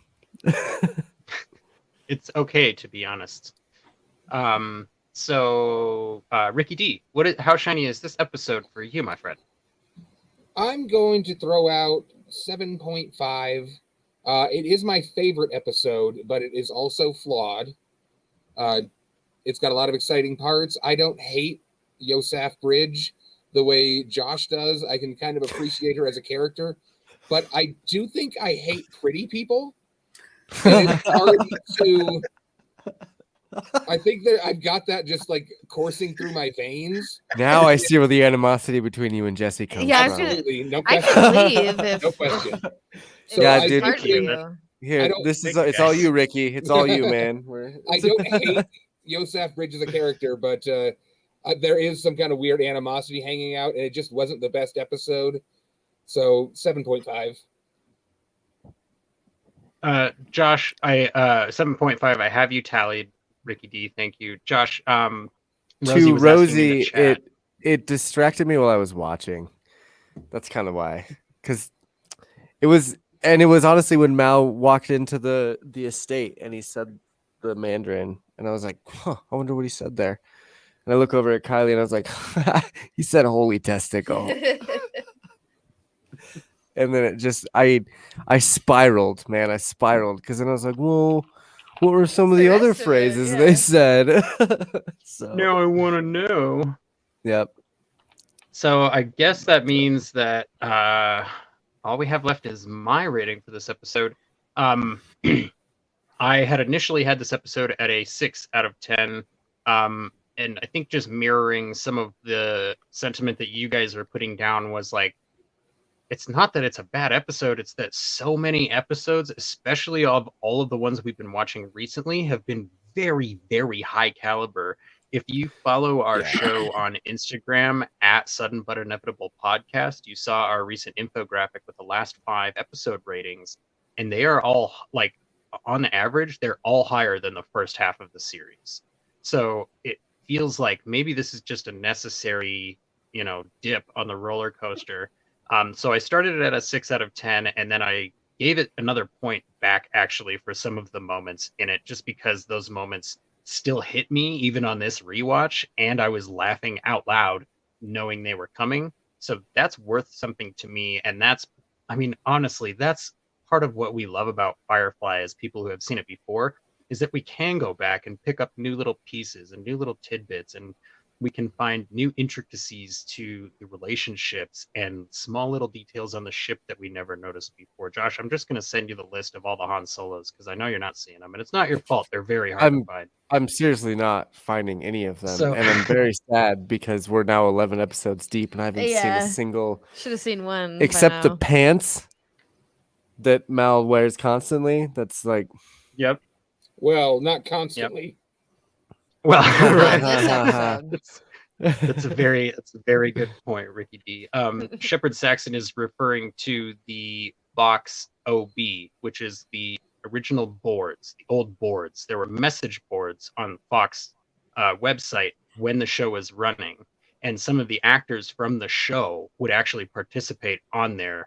So Rosie and Saxon and their whole crew actually were online in the forums with them. So, watching a podcast about the show and commenting live on it is not new to them. It's maybe just a different medium.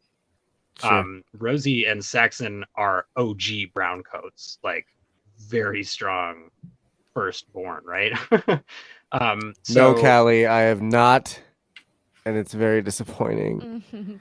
We'll do a whole series of Instagram and Twitter posts for Josh so that he can fully appreciate all the stuff that's in here. Oh yes, to Shepard's point, creator Joss Whedon also participated on the old boards, so it was a direct main line. It's kind of like how Twitter is now, where you can actually get direct contact with creators and stuff. So I put all the scores together, you guys, and that brings us to a 7 out of 10 for this episode. Not a super low score, again, not as high as the scores on the episodes that we've been getting, but I like it's like Cameron was saying, and the gals from Bed Wed and Behead, Meg and Carla, were saying, you almost don't need the first half of your scale for this show. You could almost just grade it on a bell curve, right? Like start at 5 and have that be your 0, because even the clunker episodes of this show are better than 90% of TV. And I fully agree with where they're coming from with that. Yeah, I would assume that this is probably the least, I don't know. I can't think of but probably the worst episode in the entire series. I would guess that this is one of the worst because of the fact that it got cut, and that we just gave it a 7 out of 10. And we are pretty good judges on this show. I would like to point out this is my favorite episode. I already put that up there. I put the banner up there, Ricky. Yeah, I'm just saying, enough trash talk, guys. Did you look? It's for the first time you actually said it in your recap, so we were good this time. So here we go, arguing again. I'm not arguing. I'm saying he was good. I was boosting his confidence by saying he'd already covered it this week. I'd like to say one thing about the entire series, if I can. Go ahead, Roy. I assume you know our rules about spoilers. I know. It has nothing to do with the rest of the series or anything like that. It's actually about the way the series is formatted. And if you've been watching, if you caught the original intro when we were talking, I'm big into tabletop role-playing games. So here is something like Joss Whedon, Nathan Fillion, Alan Tudyk. They all play Dungeons and Dragons, various other games. But if you notice the entire series as you go, it's never the full crew doing a mission. It is a select few. Thus, like most tabletop, a party, an adventuring party. So a landing party. There you go. Like most adventures, you have this small group built up and they work their way through an adventure or a dungeon. And that's exactly what Joss Whedon is built this show to don't be. most creators of shows like this, like, didn't they grow up playing role-playing They did. games though? They did. And I think most like directors, writers, those kind of things that make successful shows, Mhm. like I guarantee the dudes that made Game of Thrones played a shit ton of Hey, D&D when they were kids. Interesting fact, Joe Manganiello, he plays Deathstroke. He's also in Magic Mike and a variety of things. He runs a celebrity D&D game at his home in his basement that he's turned into a dungeon. Yes. And some of those people are John Favreau, Paul White, the Big Show from wrestling. Joss Whedon has played with them. James Gunn is a recurring. See, and they're probably all really good too. I'm sure they're like, they're just zipping along in this game, where some people that you see streaming are struggling, whereas like these big major motion picture directors and writers are like, oh, I know all about this game. I've been writing and playing this game since I was a kid. So the funny part is most of these episodes were already written adventures they had ran 30 years before for their friends, and they're like, you know what, this would make a great episode of a space western. Let's do this. See, and look at that. So I mean, every character has their place, obviously. You have your place. Mal is the corner. Mal is your charismatic leader, and then I mean, you have like Inara. She's your charismatic bard. She entertains and facilitates relations outside of the party. Like I said, tabletop role-playing games, that is what you are basing this entire series on. Yeah, I dig it. All right, well, the last bit of ship's business that we have to handle this week is a little thing that we like to call the sudden but inevitable shout out. Now, I'm going to start the sudden but inevitable shout out this week by saying thank you to Cameron, Marcy, Rob, and John of the Green Shirt podcast. Last night, I had the pleasure of being their guest, and we talked about the Star Trek The Next Generation episode Night Terrors, which is great. If you haven't seen it, definitely go watch it and then listen to the episode. I'm so excited. It's like 2 to 4 weeks out from release right now, but it's on its way. You only have 89 episodes of Green Shirt to catch up on before my episode comes out. And I definitely recommend you do that because I dropped very subtle hints to every other Green Shirt episode ever in my appearance. So you're going to need to listen to get everything. The normal. I'm so excited to go be on that show. I am. I'm really excited to see Josh there because I know Cameron is mostly a Star Wars fan, and he's got the, they're forcing Star Trek on him. So I'm interested to see how you guys mesh. The regular sudden but inevitable shout out is going to start with the podcast about relationships called the Manic Pixie Weirdo podcast. That's at MP Weirdo Podcast on Twitter. You can follow there and subscribe wherever you get podcasts. They have just been so supportive of us on Twitter. They've been retweeting our links, sharing our promos with our little animated stupid brain guy, and helping us get our follow Fridays going, stuff like that. In that arena, we actually just passed 300 followers on Twitter today, you guys. Like, I was looking at our numbers today, and I put out a tweet that was like, hey, we could break 700 downloads and 300 followers on the same day. Anybody have any friends? And I'm no joke, we're at like 319 now. So big thank you to everyone in the Twitter community, the Pottern family, as it's called. Definitely amongst those people is the at MP Weirdo podcast. But to be very specific, the last part of my shout out is going to go to at Quit the Build, which is the Quit the Build gaming podcast. They were follower number 300 for us. So thank you very much to Quit the Build. Definitely go follow them on Twitter and check out the Quit the Build gaming podcast. Now, let's have, if you guys have any shout outs, let's go ahead and do Roy, Ricky, Josh, and then we'll go from there. Okay.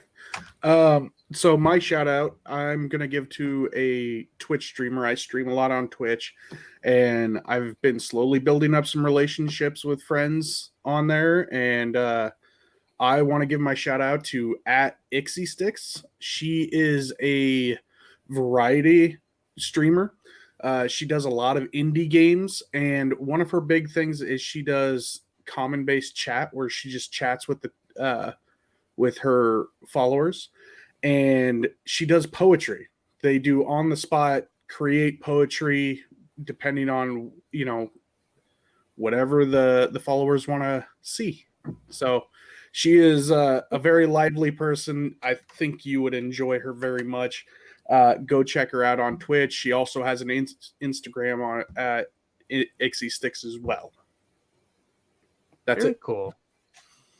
Ricky, I believe you have a very cool sudden but inevitable shout out this week. I do. Josh, do you have that picture I sent you? I do. Cool. I like to hang out in some of the Facebook Firefly groups. One of them that I frequent is Everything Firefly and Serenity, because browncoats know. And in this group, I found this kind of cool cocktail. If you want to throw that up on the stream. This was made by, he didn't want to give a name, but he's going by Spider Spence, like Spidey Sense. But he made it. That's what it looks like. And I've also got the recipe. I will be posting this on the SBI Twitter. So, Jesse, I'll go ahead and let you know. But Thanks, sir. Yeah, the recipe is a half shot of triple sec, a half shot of blue Curaçao, 2 full shots of grape vodka, and then you squeeze 1 blackberry and 1 mandarin slice into the shaker. Shake. Pour and garnish with additional blackberry and mandarin orange slice. Add Pellegrino and 1 ice cube. Blow cannabis smoke over the top of drinks. Very important step. Yes. Yes, so Is that really in the steps? Yes, Or you it just is. Oh wow, Nope, that's part of his hilarious. instructions. That's hilarious. That's funny. But yeah, I thought that was kind of cool. They're supposed to be like the 2x2 hands of blue. That's why he chose Alliance for the name of it, that kind of thing. It was really cool. And he was in the chat earlier. That was the guy with the drunken Homer. Hector. Hector Spencer. Hector. Oh, Hector. Hey, Thank there you, he is. Hector. Okay. Thank you for coming. Well Heck done, the yeah. Alliance Cruiser cocktail. What a I'm fitting digging that. picture. I know, right? It's That's such so a shame well I done. can't follow that recipe. I'm in No, yeah, Nebraska, it's- so some Oh, of that's gotcha. not legal here. But the rest of it sounds great. I'll go with that, and we'll maybe when I come up to Colorado, your guys' parts, later this year, I'll. Oh, I Try see the what you're saying. traditional. They don't sell triple sec in Nebraska. Okay. There you go. It's too heavy out There there. you go. Too heavy. So Josh, I Yes. believe you have a shout out this week as well. I do. I'm actually really excited to get it's a follower from Sudden but Inevitable. But she is actually from Colorado, and she's going to come be on the Twist My Arm podcast here this next Thursday. We're going to do an interview about her podcast, which is called the Next Up on Stage 1 podcast. Oh, She goes by at Unstyled B. Her name is Pixie on Twitter. She's great though. She does a lot of cool stuff for us, sharing, retweeting. I listened to one of her podcasts this week. Yeah, and now she's gonna come be on a show. I'm so excited to do an interview with her. I love doing interviews in general, but this is gonna be such a fun topic because it's basically just about her show, but her show is about the adult entertainment industry, and Next on different Stage nuances 1. and stuff. So that could always be fun. yeah. So Kylie, you got to get in on that too if you want to get in on that. And Jesse might be there. It's just gonna be Pixie- a sudden butt party. So Pixie is the most gracious, wonderful, generous person on Twitter. She's like having a PR firm on our behalf. Like she retweets Yeah. and likes everything. It's insane. Like yeah, she's the most helpful, wonderful person. Like she was one of the first to like and retweet as soon as it was like, hey guys, can we get to 300 followers? She was like, everybody, you know what to do. And it's just like, I'm very excited for Pixie's interview, and I'm very excited to hear a new episode of the Twist My Arm podcast. Been a couple Absolutely. weeks since we had an episode of Twist My Arm podcast. it has. And Of shows on the network. What else is going on this week, you guys? Well, hang on. I wanted to give one more sudden but shout out because Oh, certainly. during the recording of this show, look, I've been on Twitter for a while now, but when we really started ramping up this show, I only had about 6 followers. And we started doing that probably at the end of January. Today, during the show, we had our 100th follower. Game for a Movie podcast and Michael Shane were the 100th Okay. followers. So So I would like Michael I'm already to Shane, give friends them with a them. shout out for that. So Michael Shane is actually Shepherd Glitter Rock, I believe. oh, nice. Nice. Well, thank So you. very cool there. And Game for a Movie podcast is very cool. They have competitions where they play a game, and whoever loses has to watch a movie. I believe it's a movie that A the bad others movie. chose. Yes, It's it's a bad just a movie. bad movie. Okay. Yes, That yes. sounds Sharknado. awesome. Very cool. That Yes. sounds great. I'm going to check them out. And I'm just a huge shout out to them because I don't work too hard on my Twist My Arm Twitter. I've been working a lot on the gaming, the Marvel Cinematic Monday, which is now Marvel Canon Madness, and just a lot of other stuff I've been working on. So it's just cool to see it kind of progressing slowly but surely. And huge thanks to those guys for that. Yeah. So The Twitter community for podcasters it's blowing me away how positive and generous it is. I've always heard that Twitter is a terrible place, and maybe it was up until recently, and we'll leave it at that.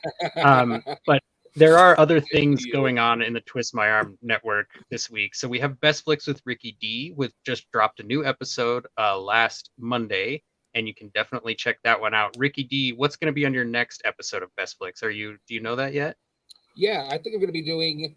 We're running into the end of the month, so I've kind of got a decision to make. I can either do all of the new products all the new shows that are coming to Hulu, or I could do a special episode where I look at everything that's coming off of all of the different streaming platforms: HBO Max, Netflix, Hulu, Amazon, and I can highlight some of those and just say, "Hey, here's 50 different shows that we're losing. You've got 1 week. Start watching." Very cool. I like that one. So I like that one a lot. Gives me a chance to go through and watch the things that I've been procrastinating on. Mm-hmm. And Josh, I'm gonna have Roy mostly talk about his stream Intrepid DM. So if you would like to give us a quick look at what's gonna happen with Marvel Canon Madness this coming Monday. So the normal Marvel Canon Madness show is every other Monday. When basically we set it up to when there's a Marvel TV show on, we will be doing a show to review that certain episodic show each week. But if there's not a show on, it's an every other Monday podcast. Mhm. Obviously, there's going to be plenty of warning and stuff for that. But this next Monday is going to be just kind of a strictly Fat W's Falcon and the Winter Soldier episode where we just break down episode 2 of Falcon and the Winter Soldier. So it'll be a lot like this, where it's just, reading a synopsis and going through the episode. We'll probably catch up on things that we missed on episode 1. It'll be these filler episodes between the big MCM shows are going to be the finish what we were talking about during last week's episode and then talk about this current week. So it's a part 2 / episode review, I think.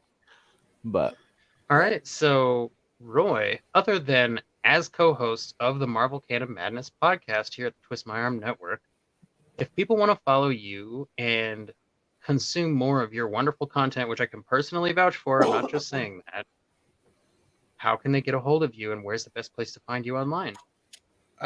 So I have a YouTube page. I am actually working on my original content right now. That's at the Intrepid DM on YouTube. On Twitter, you can catch me at Intrepid DM. And then I'm also on Twitch, which is my primary for streaming. You can catch me at the Intrepid DM on there. Right now, I'm playing Baldur's Gate 3, which is a game that's in early access. It's not completed. There's still a ton of bugs, which makes it fun. Because if you're running down a dungeon, you kill a say a bugbear, the bugbear freaks out and just splits up amongst the screen. It's really weird. Have a lot of fun on it. And then like every other Tuesday, I run a live D&D game for some friends of mine on Twitch, and anything can happen. That's a lot of improv on that part. So No kidding. I have to adjust to what my players are doing. So if you've ever wondered what tabletop role-playing games are about, it's a good instance to come in, see what happens. Like I said, Firefly is very reminiscent of it. So other than that, on the MCM, you better believe next episode I will have probably about 4 pages of notes. I will probably have about four toning. pages of corrections for our next episode. So yeah, I have to tone down my pages because I take way too many notes and I pay too much attention. Yeah, man, 4 pages, that's a lot. I'm cool with that though. The more notes, the better, because then at least we're covering everything. Roy, it's great. Yeah. Are you actually using pen and paper also? Yes. All right. I was making fun of last week. Yeah. So this is first page of notes for this episode. Ricky's defensive this week. If you want. Yeah, it's almost like Ricky wants to argue for the sake of it. No. I'm building a relationship with Roy. A relationship. They just became best friends. A contentious Jesse, relationship. you and I are gone. Hey, buddy. Well, you guys, before we get out of here, I have to one more time. I'm going to try and go through all the names that I've seen in the chat. Rosie, Callie, Rona, Saxon, Hector. Is that it? Valerie. All of you. Aunt Valerie, thank you so much. You guys, thank you so much for being here. You're all at different times. Like, it's 4 a.m, it's 8 p.m, it's 11 o'clock for us. You guys, for you to be here with us for 2 hours on a Friday night or a Saturday morning, it continues to just hit me in this part of my heart that I always forget about until we get to this part. And then I'm like, oh, you guys, this is the hard part. This is where I get, again, Rona, why do you put that comment right there when I'm trying to, anyways, I appreciate the comment, Rona. It's just that I'm reading them very fast and it's very easy to misread those things. I'm sorry. Anyways, thank you. Oh, and that's the funny part too, is that Aunt Valerie is in California. So we've got Val in Cali, Callie in Germany, Kylie in Denver, and Kaylee on the TV show. So thank you all for being here live with us. And thank you everybody who's listening to the podcast version of this. I don't ever mean to leave you out. And if I ever have, I'm so sorry. I appreciate you just as much as the people that are here. It's just that the people that are here are really good looking. So it's easier for me to remember. If you would like, you can get a hold of us at facebook.com/twistmyarmpodcast. You can follow this show on Twitter at SuddenBut. You can also follow this show or on Instagram at Sudden But Inevitable Podcast. And if you want to get all of that stuff in one place, you can go to twistmyarmpodcast.com/SBI. Josh, go ahead and hit that music. If you'd like to be part of the show, the easiest way you can do that is by calling 508-93-TWIST. Mr. Simon Says, give us your correction, give us your rating. I am going to go ahead and call it, you guys. This week, I have been Jesse. This is Ricky. I'm Roy. I'm Kylie. And I'm Josh. Kylie, what's the episode of Trouble with Tribbles? Season 2, episode 15. Yeah. Josh, take us out of the world.